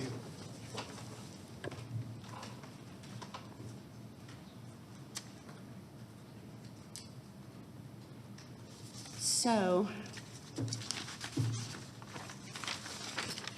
I will make a motion to approve V84 for variance 1, which is to reduce the side setback for accessory structure, which is the 3-bay in the back of the property that he bought, and it was already there. And I deny the variance request 2, which is to reduce the setbacks for an accessory structure, which is the 344 square foot trailer. So I'll just deny that whole thing. And that will be removed within 30 days of this meeting. And then the variance number 3, which, the variance number 3, which is to allow access and maneuvering on a non-hardened surface, which is gravel. According to, and that was basically because of the trailer, so there shouldn't be any issues with that. And then his agreement in that he's going to be removing the gravel for pavement. The other is, the concern that I have is that, I'm sorry, there's just, that the, once a trailer is removed from the gravel, then it should be fine, because that was the variance 3, that was a dry well storage that he couldn't have. So with that, that is my motion. Yes. Did you want to give them a time frame for removing the gravel? So this was submitted into, was this submitted into development? It was submitted Planning? to plan review in November of 2025, but there's no permits on it. So he needs to get a permit? He needs to complete that process. Okay, so then he has 30 days to complete the process, which is I give it 60 days? Mm-hmm. So I'm supposed to be nice today. So I like your plan, so I will give you 60 days in which you to take this plan that you showed on the screen and to submit it in to our building department for a permit for you to do this. And then that'll be 60 days from today. We have a motion with conditions. Is there a second? Second. Second by Commissioner Summer. Our call to question. V84 passes 5-0 with conditions. Next case, Mr. Peterson. Okay, next case is variance case V85, Kim and Jason Barfield. Request a variance to, 1, increase the maximum height of a fence located in the rear of the principal building from required 8 feet to 13 feet. Number 2, allow an accessory structure, which is an existing approximately 874 square foot building number 1 to be located on the side of the principal building. Number 3, allow an accessory structure, which is an existing approximately 4,353 square foot building number 2 to be located on the side of the principal building. Number 4, reduce the setbacks for an accessory structure, which is an existing approximately 874 square foot building number 1, from required 100 feet to 60 feet adjacent to the northern property line, and 0 feet adjacent to the western and southern property lines. Number 5, reduce the setbacks for an accessory structure, which is an existing approximately 4,353 square foot building number 2, required 100 feet to 90 feet adjacent to the northern property line, and 0 feet adjacent to the eastern and southern property lines. And number 6, allow a second electrical meter in land lot 434 and 435 of the 19th district. The property is located on the south side of Bullard Road, north of Macklin Road. Is the applicant present? Okay, let the record show the applicant is here. Is there anyone here opposed to variance case V85? Okay, let the record show there's no one opposed. Will the applicant please come forward to be sworn in?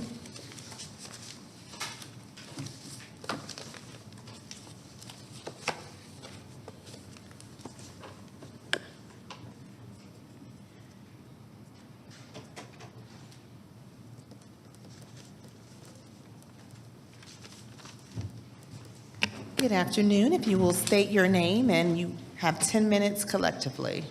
I'm Kimberly Barfield. Jason Barfield. We live at 2015 Bullard Road. I am respectfully asking for your approval for my variance request so that I may keep my existing improvements on my property. These improvements were made over many years ago. They were not built to harm anyone or negatively affect the area. They have existed for years without creating safety issues or interfering with neighboring properties. One of the biggest reasons for my request is for privacy and security. The property behind mine has changed. It no longer functions like a typical residential property. The property has regular business related activity, including visitors, vehicles, commercial parking, and people coming and going 7 days a week. Because of that activity, visitors have mistakenly come to my home, approached my property, and has lost much of my privacy we once enjoyed. The improvements on my property provide an important buffer between my home and the neighboring activity. They help protect our privacy, provide security, and allow us to enjoy our property as homeowners.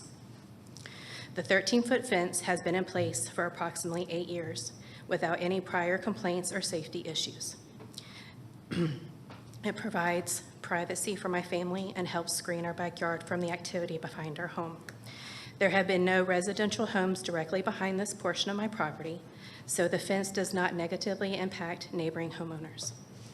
Because of the unique conditions by my property, the standard height fence simply does not provide enough privacy or separation. If the fence were to be reduced in height or removed, our backyard would be directly exposed to the activity behind our property, significantly reducing our privacy and our ability to enjoy our home. I'd also like to explain the other improvements shown on our survey. The pole shed was built approximately 10+ years ago. It stores a trailer and a vehicle, protecting them from weather while keeping them out of view so they do not become an eyesore. It helps keep our property neat, organized, and visibly appealing. The left side structure is used for my personal hobbies, refinishing furniture, creating artwork, planting flowers in pots. The pool room supports our family's use of the pool by storing pool equipment, pool supplies, and seasonal items, while providing additional privacy because of the conditions behind our home. The walkway around the pool was built for safety. It provides stable walking surface around the pool and allows us to safely enter and exit and maintain our pool. I would also like to address our back deck attached to our home. When the inspector came for a final inspection on our addition, he told me that the deck needs to be permitted whenever we were ready to build. Shortly afterward, I received a call that my sister was in the hospital and I need to leave the state to go to her state to take care of my disabled niece. When I came back, the deck was built. With everything happening, I did not have the opportunity to tell my husband the inspector said we needed to get a permit. I am asking permission to keep these improvements that have existed for many years and have become an integral part of our home. Removing these improvements would create a significant hardship for my family. They have been there for years, are well-maintained, and the removal would not improve public safety, provide meaningful benefit to the surrounding community. I understand that permits should have been attained for these improvements, and we take full responsibility for those oversights. It was never our intention to disregard the county's requirement or to create problems for anyone. These improvements were made over many years ago to make our home safer, more functional, and to provide our family's privacy. They have allowed us to enjoy our property and our home. I respectfully ask that you consider the unique circumstance of our property and allow these long-existing improvements to remain. You have a little over 5 minutes if you would like to continue. Share. I have pictures. Sure, If please. that's okay. Please. I have like,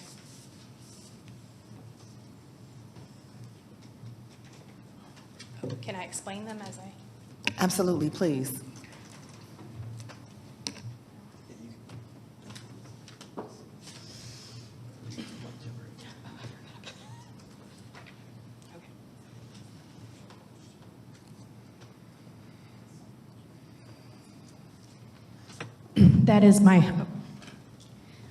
That is my backyard, is being used for a backdrop for the petting zoo that was behind my home. As you can see the roof of our home.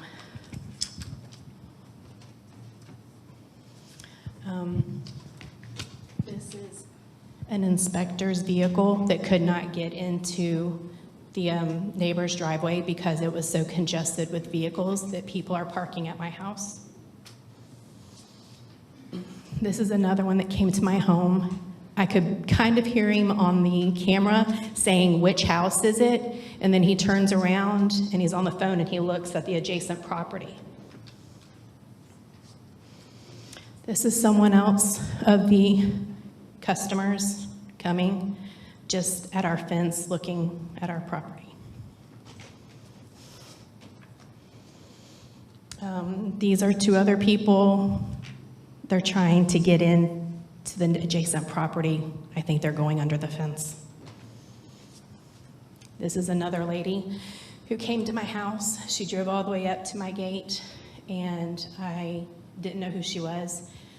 And I got up the courage to come outside and ask her what she was doing. And she pulled out and drove, parked there in my yard. And she said that she was looking for the business. And I asked her what business. I'm sorry, I'm nervous. I asked her what business, and she said Luna Farms. And I said, I don't know what Luna Farms, like I don't know what that is. And she said that she was given the directions to go on Bullard Road, and you would see a red barn. And that's where it's located. Well, behind my home, you'll see a red barn. These are their customers parking behind my 13-foot privacy fence. And I asked her why she didn't have the address, and she said she wasn't given the address. I've asked two people that I felt comfortable enough to go outside and ask. It's really weirded me out. And that's the home. No one lives on this property. That's my home. This is my lower driveway, and this is the pole shed that we had built to keep a trailer and truck in out of view. You can see the red barn here, why people think it's that I'm the business, and I'm not. This is my view from my backyard, and this is where the customers are. They're coming in and out of here, and we can see everything, and they can see everything we're doing. This is my upper driveway where the mailbox is, and this right here is what I use to do my artwork. I refurbish, I find furniture at the end of the road and I refurbish it. This is also my main driveway going into my backyard. I have signs all up saying it's private property, and I have cameras everywhere. This is my backyard. This is our pool.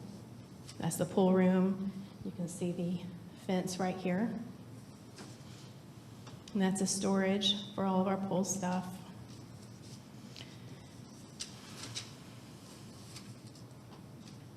That's what you see from my pool. And that's what's directly behind this fence. There's another picture. The fence was originally put up 8 years ago because we had an adjacent neighbor that we had issues with. The man would sit on his front porch, and when me and my 2-year-old would come down, he would walk down the hill and do this with his phone, taking pictures of my son. And I started yelling at him, I'm sorry. And he turned his phone this way and started videotaping him. And I yelled at him, hey, and he didn't even flinch. He didn't even look at me. He just backed up, still videotaping him like this. And I ran inside and grabbed my son. The man went back on his porch. And I called my husband and told him what happened. And we came home. He said we need to do something so we have privacy. I had trees there. I built 15 arborvitaes up years ago. We had a really bad snowstorm, and they were beautiful. They were about 10 or 15 feet tall. And after the storm, they drooped down. Over time, within that year, the leaves starting off, the branches were coming off, the wind would blow, and they would fall over and break our fence onto the adjacent property. We had to ask permission for them to move their animals so we could pick up what our trees did to their property. They were also driving drones into our 2-car garage. Unfortunately, I'm sorry, your time has expired. There is an opposition here. This says reside in District 1, so I'll go ahead and allow Commissioner Boulogne to lead the discussion. I'm sure he has questions, and then we can proceed. Thank you. Thank you. Just one question for you initially, anyway. Is there any portion of any of the buildings on the property that have any flooding concerns or problems? No flooding. There is flooding on the neighboring property that occurs because of their pond, but not onto our property. Our property goes down like this and meets, and we've never had any flooding on my property. I've lived there for 22 years. All right. But what's the most recent building you've added on your property? Most recent building.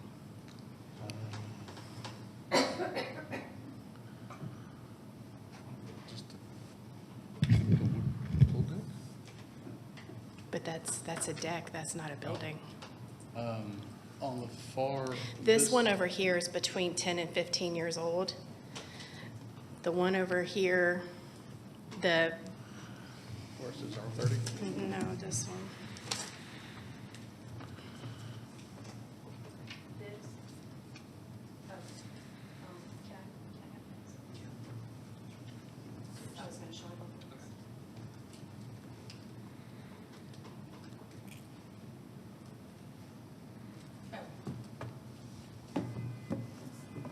Okay. Unless someone else has some questions for you at this time, do any of you have questions for them?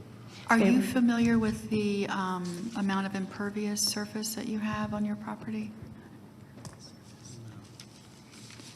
That is one thing that's missing, and with the buildings that you have, it's just something that we have to ask and ascertain.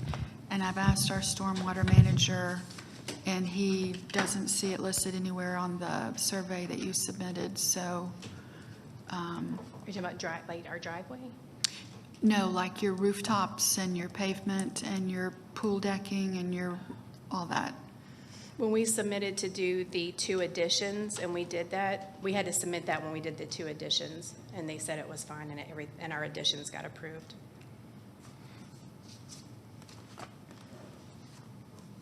Do you have, I'm looking at some other pictures that we have, the stormwater runoff, the plastic tubing, is that Does that feed onto your neighbor's property, the stormwater, or does that stay on your property? The runoff? Say it stays Stays on on our ours. property. Okay. It goes into hers. No, no. That's all I have. Thank you. Why don't you have a seat for a minute? We may have some more questions for you, but let's go around the horn here. Let's start with stormwater.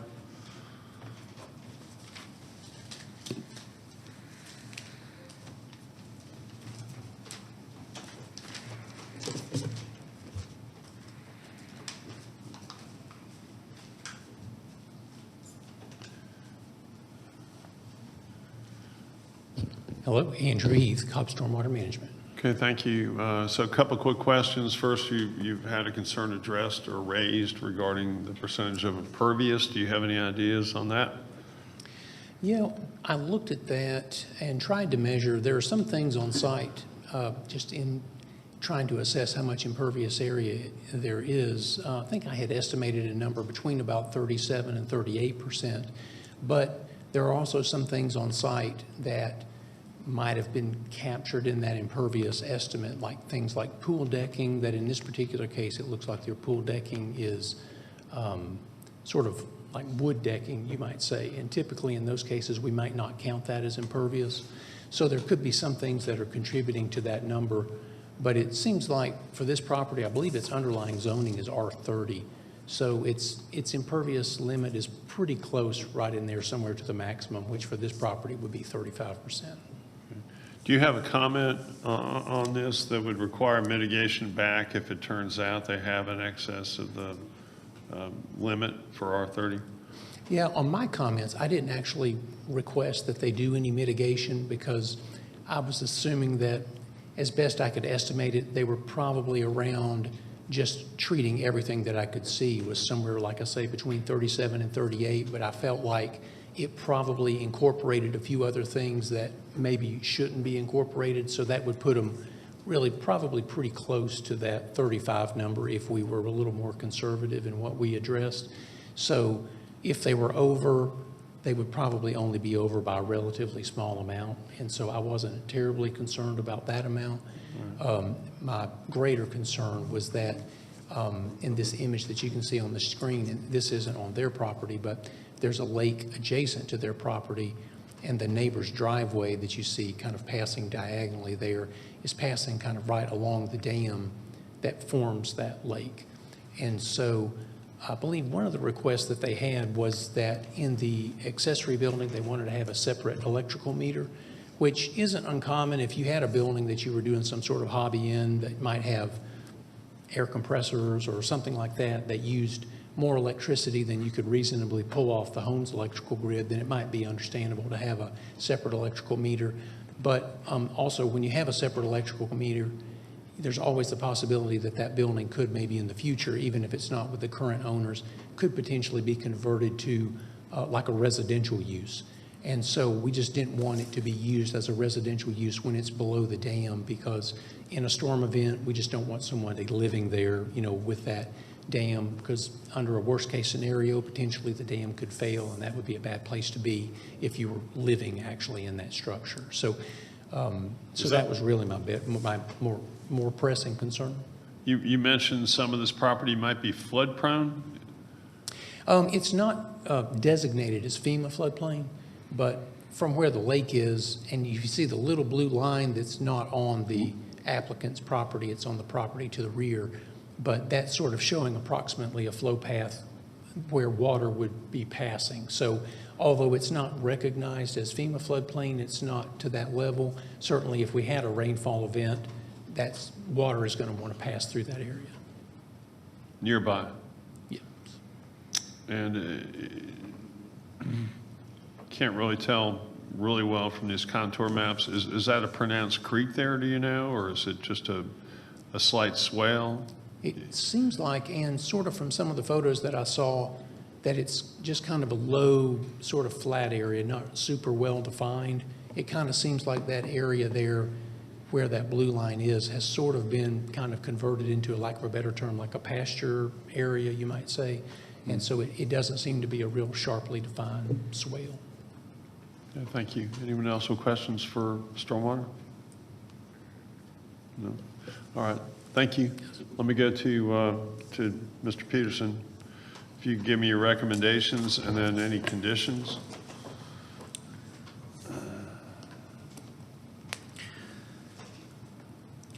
Commissioner Bloin, the staff would recommend that you approve the request subject to the comments made by development inspections, stormwater management, and subject to the site plan that's contained in the variance analysis. Anything you hear today, or is there anything you've heard today that makes you think that we need additional conditions beyond those? Maybe add a condition that the accessory structures not be used for commercial use or residential dwelling use.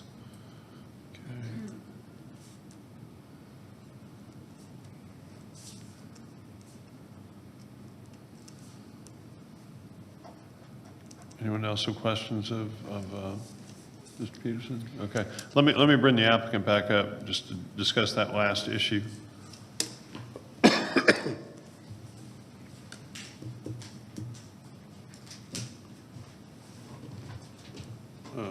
So in addition to the other staff comments that were of record before today, based upon what we've heard today, there's a recommendation that we add that the accessory structures not be used for commercial use or residential dwelling use. Would that create any particular hardship for you?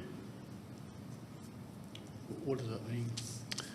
That means you can't have a, go ahead. Yeah, that means, we want the accessory structures to be used for your own personal use and hobbies. We don't want you running a business out of those where you have employees coming and going, and we don't want you converting one of the accessory structures into a house or a garage apartment type use. No, And Okay. that meter, it was, pre-existing. yeah, The meter was pre-existing. it just runs power to that shop. Okay, It was already there. understood. Sounds like we're good. You can have a seat, I think. Okay, all right. So recommendation is for approval of the variances subject to development inspection comments, stormwater comments. This is subject to the site plan submitted. Additionally, subject to the stipulation that the accessory structures shall not be used for commercial use or residential dwelling use as further defined. Have a motion for approval. Is there a second? Second. Second by Commissioner Summer. Our call to question. V85 is approved, 5-0 with conditions. Next case, Mr. Peterson. Okay, next case is variance case V87, Alfredo Lopez Vera. Request a variance to, one, allow an accessory structure, which is an existing 40-square-foot chicken coop to be located on the side of the principal building. Number two, allow an accessory structure, which is an existing 72-square-foot zip-line wood steps to be located on the side of the principal building. Number three, reduce the setbacks for an accessory structure, which is an existing 40-square-foot chicken coop, required 25 feet to 1 foot adjacent to the western property line. Number four, reduce the setbacks for an accessory structure, which is an existing 272-square-foot chicken coop, required 25 feet to 2 feet adjacent to the western property line. Number five, reduce the setbacks for an accessory structure, which is an existing 812-square-foot above-ground pool and wood deck from required 100 feet to 70 feet adjacent to the eastern property line and 47 feet adjacent to the western property line. Number six, reduce the setbacks for an accessory structure, which is an existing 1,500-square-foot shed from required 100 feet to 59 feet adjacent to the western property line, 10 feet adjacent to the northern property line, and 9 feet adjacent to the eastern property line. And number seven, allow access and/or maneuvering to be on a non-hardened surface, which is gravel, in land lot 261 and 262 of the 20th District. The property is located on the northeast side of Harris Road, north of Sandhurst Way. Earlier, there's two people here opposed. Is the applicant present still? Applicant is here. All those who'd like to address the board, either for or against, please come forward to be sworn in.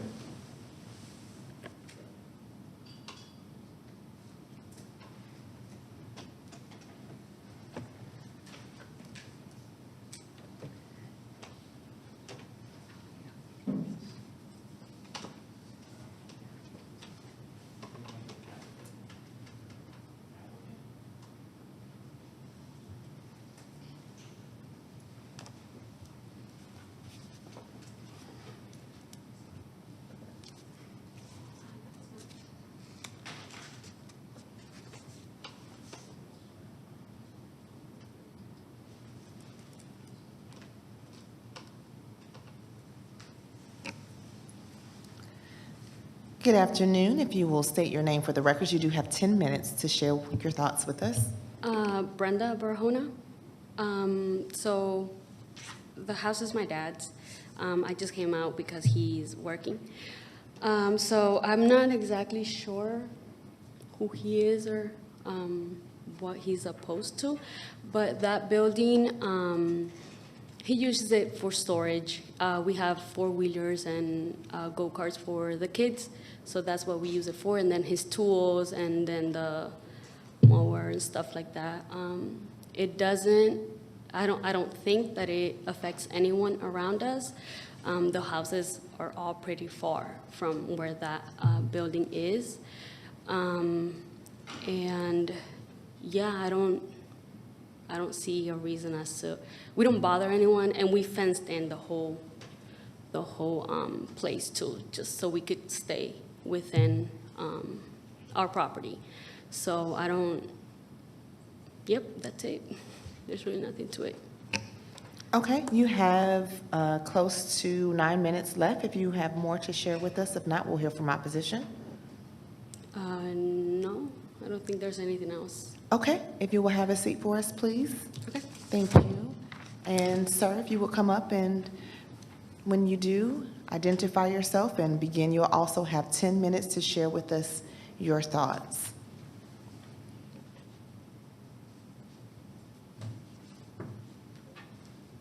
My name is Justin Parks. I live in the property that backs up to their property. First of all, I want to say I don't have any desire to tell anyone what to do with their property. But in this case, the number 6, the 1,500 square foot shed, that, from what I can see, is being used for commercial use. And there's heavy equipment moving around and multiple people working back there during many days. So that's my only concern, is about item 6.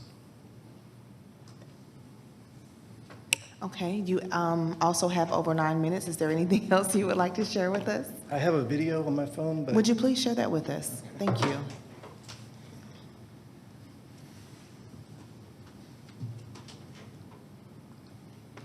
That's the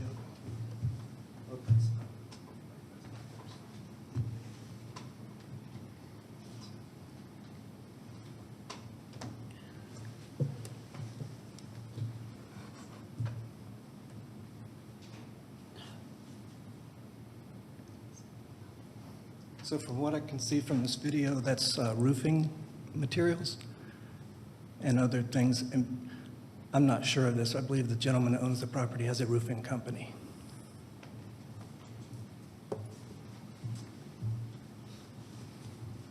Is there anything else that you would like to share with us? I'm sorry? Is there anything else that you would like to share with us? No. Okay, I'm going to have you sit tight just for a second. This resides in District 3. I don't know if Commissioner Summer wants to start with you or with the applicant.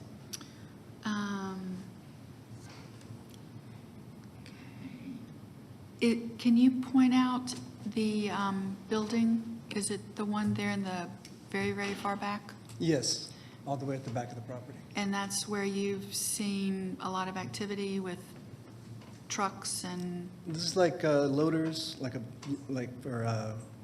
bobcat, maybe a lift to put materials at the top level. Okay.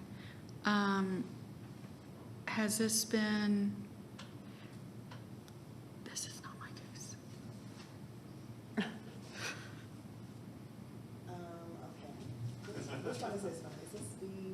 87. Okay, you know what? I lied. This is actually in my district. Okay. So I'll lead the discussion. How about that? I was putting it off on Commissioner Summer Hour. She was doing so amazingly, so I'll take it from here. Thank you. We're such an amazing team here. Okay, so along those lines of questioning, you were saying that you've been noticing quite a few trucks, commercial vehicles coming to pick up product, so basically loading, unloading. I haven't seen trucks coming in and out. I've seen trucks there, and I've heard the noise. I've heard multiple voices, and when we did go and look at the back of our property, that's when we saw the Bobcats and the loaders, and there were one or more gentlemen out back there with music. I'm not complaining about the music, but it was clearly appeared to be a commercial enterprise. Understood. Was this during the daytime, evening times? Mainly during the day. During the day, okay. And on this map, can you show me exactly where your property is as it relates to the? So at the back of subject that property? structure that you were pointing out? Yes. That would be my okay, no, to the right. That's my property. Got you, where the R20 is. Okay. Thank you so much. Is there anything else that you would like to share with us? And again, I had no desire to tell anyone what to do with their property, but I feel like the noise and the sight of commercial, supplies is not great in an area that's completely residential. Understood. Thank you so much. Can I have the applicant back up, please?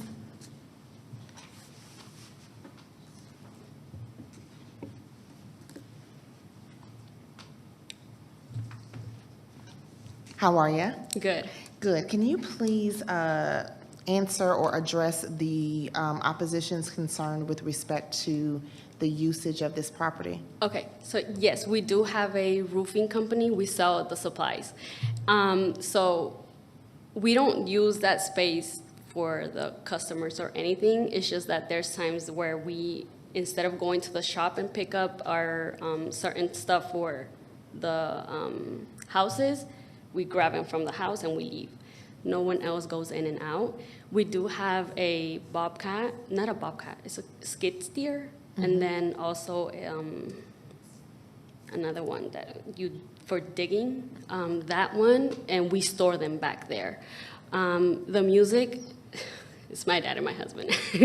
They both live there. So whenever they're doing anything or working on whatever it is, they're back there. Also, our chicken coop is back there. So whenever the kids are over there or whatever, we're there with them.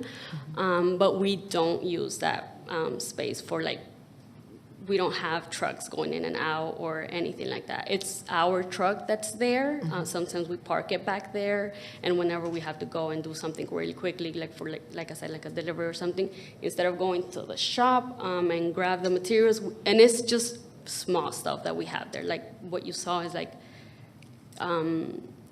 they're called rich fans. They come in a box, and that's what we have stored on there. That's a yeah, and that I wish I had a picture so you could see how they have it.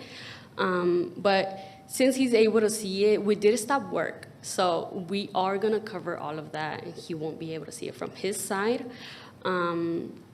That's the goal at the end of the day. But like I said, we're not having people going in and out. It's So you just don't have us. employees coming in and out of the place? No, our And- place is in Lithia Springs. It's And not even- the what you have stored there, can you store that off-site? I can remove it if it needs to, yeah. Okay. And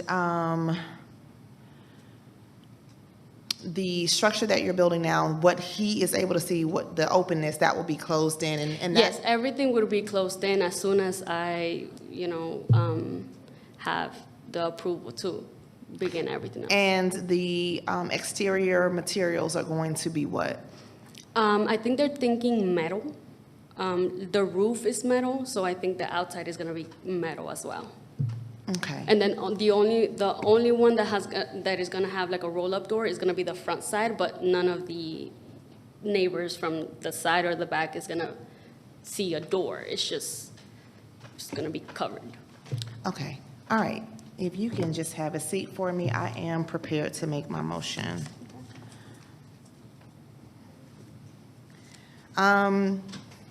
For V87, I want to actually hold this for 30 days. I'd love for the applicant to come in with a rendering of what this structure is going to look like from an exterior perspective.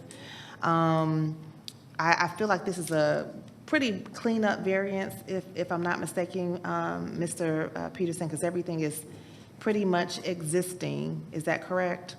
Yes, correct. Okay, but I also want to give the applicant time to remove all work-related items from said structure, so as to not have that be an issue. Let me ask you one more question, if you can come up really quickly. Are you guys open to paving the non-hardened surface gravel driveway that you guys are using now? Or the access point where that's gravel? So it's gonna be a little difficult. We can maybe like halfway to the back because our lines we're on septic, so the lines go near Understood. it, so we can't do that. Got it. there. Okay. Yeah. Fine. So you heard the motion. I want to hold this for 30 days. I would love for you guys to remove all the construction items so that it's not a commercial spot, it's a residential spot, so that we have a clear delineation between commercial and residential. And then I'd love for you to, in that 30 days, work with county to ensure that the building is inspected. And we'll come back in 30 days and review where we are and talk about next steps. Quick question. Sure. Can we still store the skid steer there and the other machine? I would love for it to be gone because that's actually commercial equipment. And since you guys have an off-site, I would love for all commercial vehicles, all storage of business-related items to be removed within 30 days. That's not for the business. That's like more personal use. Because the only thing that we do is roofing. So the skid steer and then I forgot the name of the other machine. We don't use that for. Let me check with county staff on our, what we can allow and what we can't allow. I don't want to overstate there. If the equipment is under 12,500 pounds, then they can have it if it's used to maintain the property. Is that in fact the case? Probably. I think so. The skid steer is probably like 4,000 pounds, and then the other one is, it's not much bigger, so. What we'll do is we'll leave both of those items on hold as also for 30 days. When you come back next month, if you'll bring us documentation of those vehicles stating that they are within code or without, if they're not within the allowable weight class and or if they're not allowed, then the request would be for you to remove them. Okay. Along with the other things that are being stored for the business. And then we can address the other concerns of the various next month. Okay. Okay? And if I may add, bring pictures. Bring pictures? Yes, please. Okay. Of the space empty or the space now? All of it. Okay. Yes. Can I also make a request, is that since this property sits on Harris Drive, and that's probably where the variance sign is, and when you go back on the Tammy Lynn Drive, there's two houses that would probably have a good view of what's going on back here. Did you reach out to these two houses? I would like to see like 3209, 3213, and 3225. I'd like to see if you reached out to them with regard to you requesting a variance. Yes, I actually got their signature. I think 3209, I got their signature. 32, I think that's 19. I think I had to send them a letter because I couldn't speak. Whenever I went to knock, they weren't home. But I can talk to them again. I mean, I sent them a letter. I let them know what we were doing. But you did send them a letter? Yes, That was of just course. my concern, Yes. because of. I the- let everyone know. Okay, because Yeah, the sign all is of them. sitting so far away from where the storage is. Thank Yeah, you. I let everyone know. All the properties beside mine. Okay, thanks so much. And when you have to mail, if you mail it certified, that's the proof we need to see that you have the little, Yes, I submitted that whenever I submitted Okay. the variance, it's in there. Yeah. I saw, I put everything in there. All right, thank you so much. You can, Quick question. Sure. So you, just to remember, you need pictures of the property and the storage gone, and that's it? for yes, next and then, month? and then if you will also bring us, if the vehicles fit within the requirements that Mr. Peterson just stated, just bring us proof that that is in fact the case. If not, remove those vehicles at the same Okay. time you do with the storage. Okay, and Okay. nothing else, that's it? And the paving of the non-hard? And the paving of the, we'll look into that, when we come back in 30 days. We'll look at the pavement. If you can look into that and see what that would be and maybe, come up with some recommendations, we'll also look into that a little bit further in 30. Okay. Okay? All right. All right, thank you. You can have a seat. That is my motion. Do I need to restate it for the clerk? Yes? Okay, I'll restate it. Here we go. My motion is to hold V87 so the applicant can do quite a few things. One, to remove the commercial equipment related to the business. Two, to research whether or not the vehicles on site for maintenance of property and/or is compliant. If it is compliant, applicant will bring proof of compliance. If not, applicant will remove said vehicles before next hearing. Applicant is also to, help me out, my fellow colleagues, I think you guys mentioned a few things.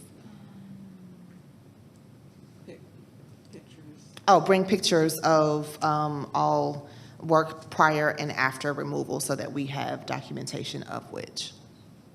I think that's my motion. Can I get a second? Second. Second by Commissioner Summer. I will call to question. We are holding V 8750 approved. I believe we have one more case. Okay, next case is variance case V97.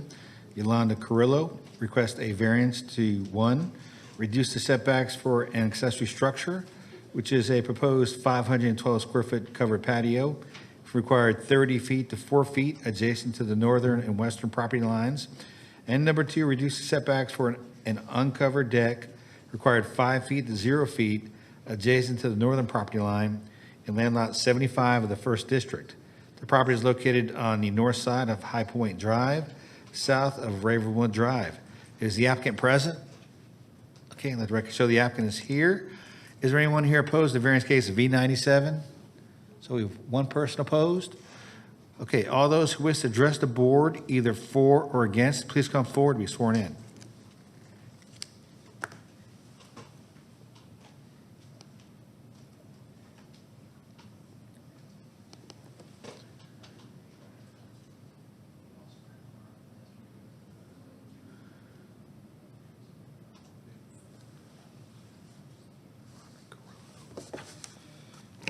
Good afternoon. Hello, hello. Please state your name for the record. You have a collection of 10 minutes, and you can begin whenever you're ready. Sure. Hi, I'm Liz Carrillo. This is my mom, Yolanda. Oh, sorry. Nice to meet Yolanda Carrillo. So we're here just to get permission to cover the existing deck that we already have. We had trees, we've been there 18 years, and we used to have trees covering this deck, and it preserved the deck, but the trees died, and so we had to take the trees down, but we didn't know that doing that, I have pictures how it just rotted the whole deck. It's really bad. I can't go out there. My dog, my daughter, my mom, my dad sitting there, we can't really enjoy our deck anymore. So we're going to invest in redoing the deck, which is really expensive, but what we want to do is cover the existing deck to make sure that it's covered by, and the water and sun just doesn't damage that, because we really enjoy being outside. We have gotten permission from our neighbors directly behind us, which they were really excited to know that, you know, we'll be out there and we'll say hello because we're friendly with them. They've been there for a long time too. And then the two neighbors directly to the side, who also we have really good relationship with all four neighbors since we've been there for a very long time. So we just want to enjoy our back deck, and we just want to make sure that the money we put into the deck, it just preserves. This is my and my mom's home forever, so I'm not planning on moving. Just trying to upgrade the house and make it nice. You have over 8 minutes left. If you have anything else you'd like to share? Yeah, I can share some of the pictures. Please. I printed them at work, and they printed out black and white. Can I share them from the phone? Yes. Okay.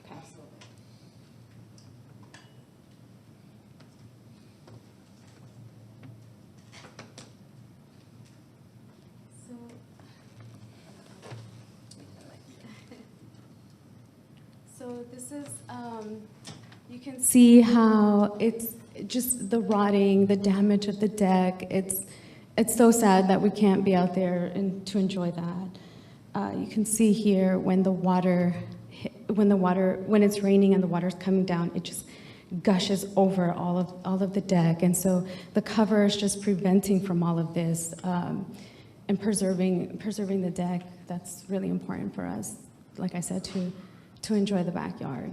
So it's not bothering anybody. It's just upgrading our backyard and making it nice, and that's pretty much it. Do you want to add something more? Yes, we just want to enjoy our backyard. We're not trying to do anything wrong. We're trying to protect the deck that is already there. So in the afternoons, the sun and the rain and the deck is being exposed to the sun is damaging the structure of the whole structure and the foundation of the deck that is already there. So we're afraid that the whole thing, one of these days with all this rain, the whole thing is going to sink in because it is falling apart, as you saw in the pictures. Yeah. Thank you. Is there anything else? No, that's it. I actually didn't know that someone was opposing our structure, so we'll let them speak. Okay, well, you thank you so much. Have a seat for me, and we'll have opposition up. Sure, thank you. If you will also come up, sir, introduce yourself, and you have 10 minutes to share your thoughts.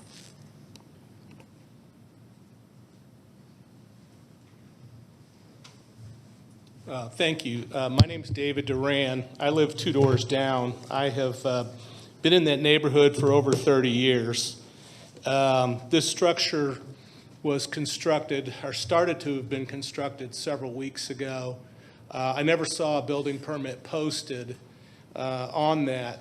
And as a concern, we looked up the property. It is listed as an Airbnb, which is in violation of the covenants and bylaws of the neighborhood. So I'm confused if we're talking about the same property or not, because if it's a forever home, but it's also listed as an Airbnb. And on several occasions, we've had people pull into my driveway and get out and start walking around the property. And when confronted, they said, well, is this the Airbnb? And we said, not an Airbnb, private residence. Well, as it turns out, it's 2 doors down. The structure is massive. It's clearly visible from my property, which is 2 doors down. It is, I would say, 40 feet by 20 feet. If we can put up the site plan, or if you have Q Public, you can see what's happened in the backyard. They have built a driveway along the right side of the property, and there is a stream there, which I believe has a 50-foot stream buffer. They built a driveway and a wall there. It's just, as I've looked into this, which I think stormwater would have some concerns about. Additionally, and I've got a better view from Q Public that shows that the backyard is almost entirely stamped concrete, which with the front driveway, parking offset, there we go. I don't know if I can point it out to you, but it's a long driveway. You see it goes to the front of the house. You've got a little indentation there. It goes around the side there. There is no easement indicated on the site plan to offset that 50-foot stormwater stream buffer. So it would appear they would do that. But if you look in the upper right-hand corner of the plat right there, that's all stamped concrete as well. and I believe it has a fire pit inside, and then on the left-hand side, and I can show pictures, a little different than what we saw earlier, is this structure, which, when we look at it from an aerial view, it looks like we're building an entertainment venue here. We have basically a stage, 25 feet high, 40 by 20, and then we have a stamped concrete pad in the back. So I do believe the pad in the back is encroaching on the back offsets. That is a drainage feature behind the houses. And then there's a stream on the right-hand side. I know the original builder who built the house, it was considered unbuildable at the beginning. He was able to get that house in there, but these additional things that have been put in there do not seem to be in, I want to say in connection with the rest of the neighborhood, which is zoned R15. It is a residential neighborhood, families, children, and then this is listed as an Airbnb. It is a commercial enterprise. A quick call to the Cobb County licensing board does not indicate that there is a license has been obtained to rent this out, nor is there an occupational tax certificate on record for this Airbnb. It is clearly visible from my home. It is not consistent with the neighborhood standards. I am on the architectural committee of our HOA. I am a former board member. I know that this construction was not submitted to the HOA for review and approval. They did not receive a letter from Cobb County Business Licensing Division about wanting to put an Airbnb in the neighborhood, which I think is a requirement for them to have an Airbnb in the neighborhood. What else I can show you some pictures. Let me show you a Q Public picture that might demonstrate a little bit more.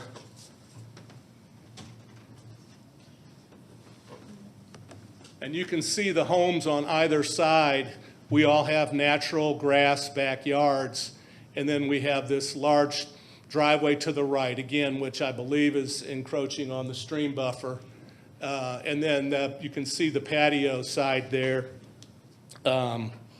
So it is truly not in character with the neighborhood. It does bring in short-term rentals, which there's a recent study done by LinkedIn that shows that that decreases home values by 28%. And then if I go into the municipal code, there are a number of things that seem to be invalid. There's the rear offset, the side offsets, all of which are violated. And I'll show you pictures in a moment of the way it looks. But it's the main thing. In addition, is this is an Airbnb in violation with the bylaws and covenants.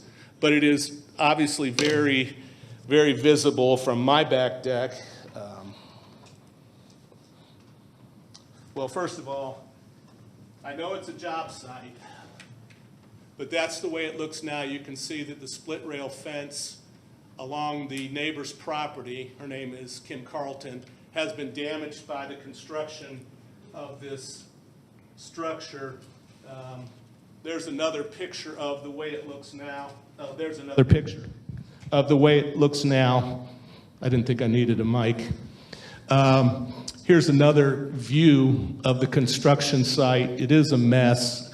I am a single-family home developer, so I'm used to seeing job sites. This one does not appear to be permitted. Again, I did not see any permits. This is a side view to show the height of the interior of this place. Here's more of the construction site.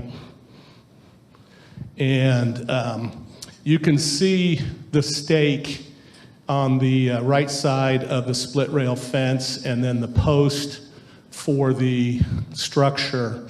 And it looks from the site plan that they're claiming that's 4 feet, 3 inches. I ran a tape there, and it's less than 3 feet. So there is a myriad of challenges with this entire lot, the least of which it's a commercial, unlicensed enterprise in a residential neighborhood.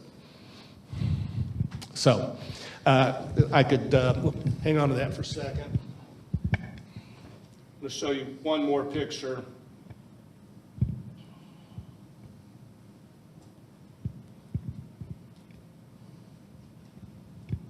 And the view from my back deck to this structure.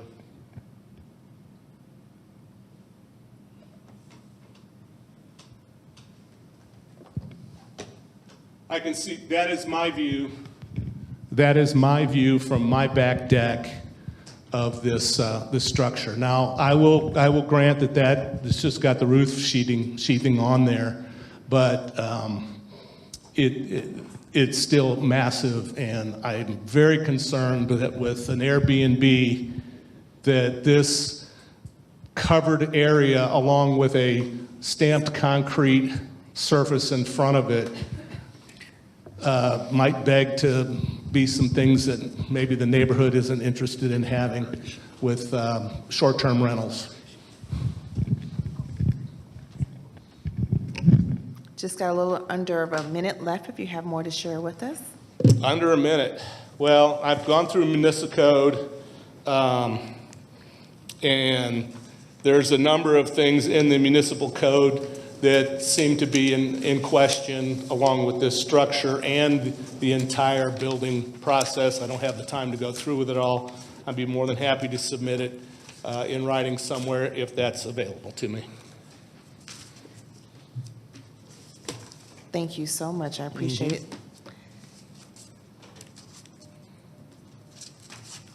This does close the public hearing. Commissioner Russell is handling this particular case, so we'll hand it off to you to lead the discussion. If the owners would come back up, please.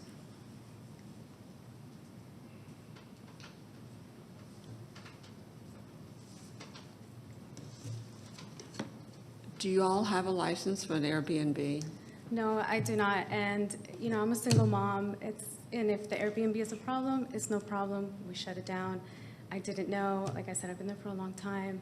And the back, I'm sorry, excuse me. You need to speak up a little bit and not quite so fast. Okay. When I get nervous, Yeah, I know. That's okay.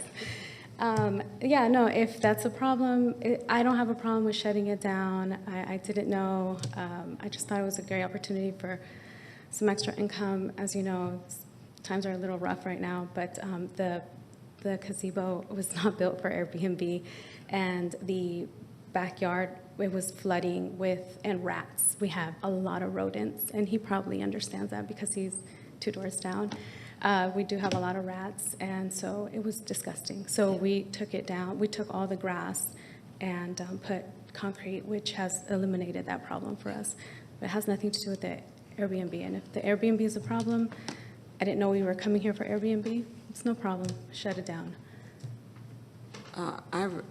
We also have an issue with the impervious surface that you will have to mitigate. The side? The concrete. Okay, I didn't understand. Mr. Heath would be the one to answer to that. Have you seen enough information to know that we've got an issue? Or do we just need to, I think I'll hold this case until next month because there's so many different moving parts. But Airbnb is an issue. The construction site with the damage we see to your neighbors just concerns me. We need to figure out your mitigation plans and several other items. So what else would we like to, Alice? One thing that you need to be aware of is there's a sewer easement in your backyard. Are you aware of that? No, I don't. Okay. That is also going to need to be addressed, and I'm not sure how your plans work. Do you want to speak to that, or? Okay. Let's let this gentleman come up and tell you about the easement Okay, I'm sorry, one thing.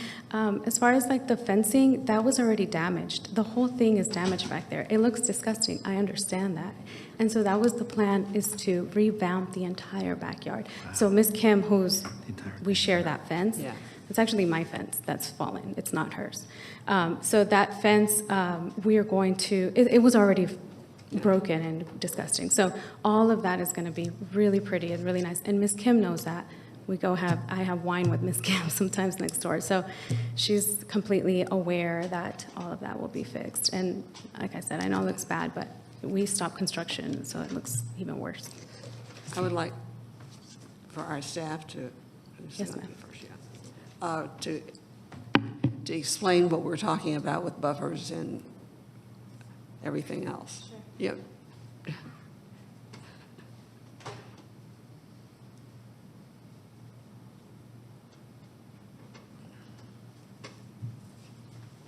Chris Duggan, Cobb County Water.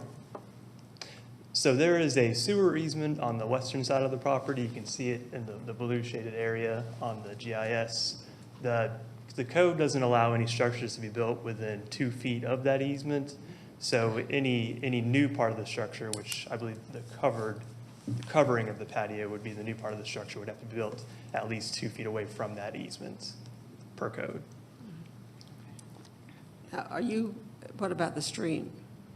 You'd have to ask Mr. Heath about the stream. Mr. Heath on that side of the water, right?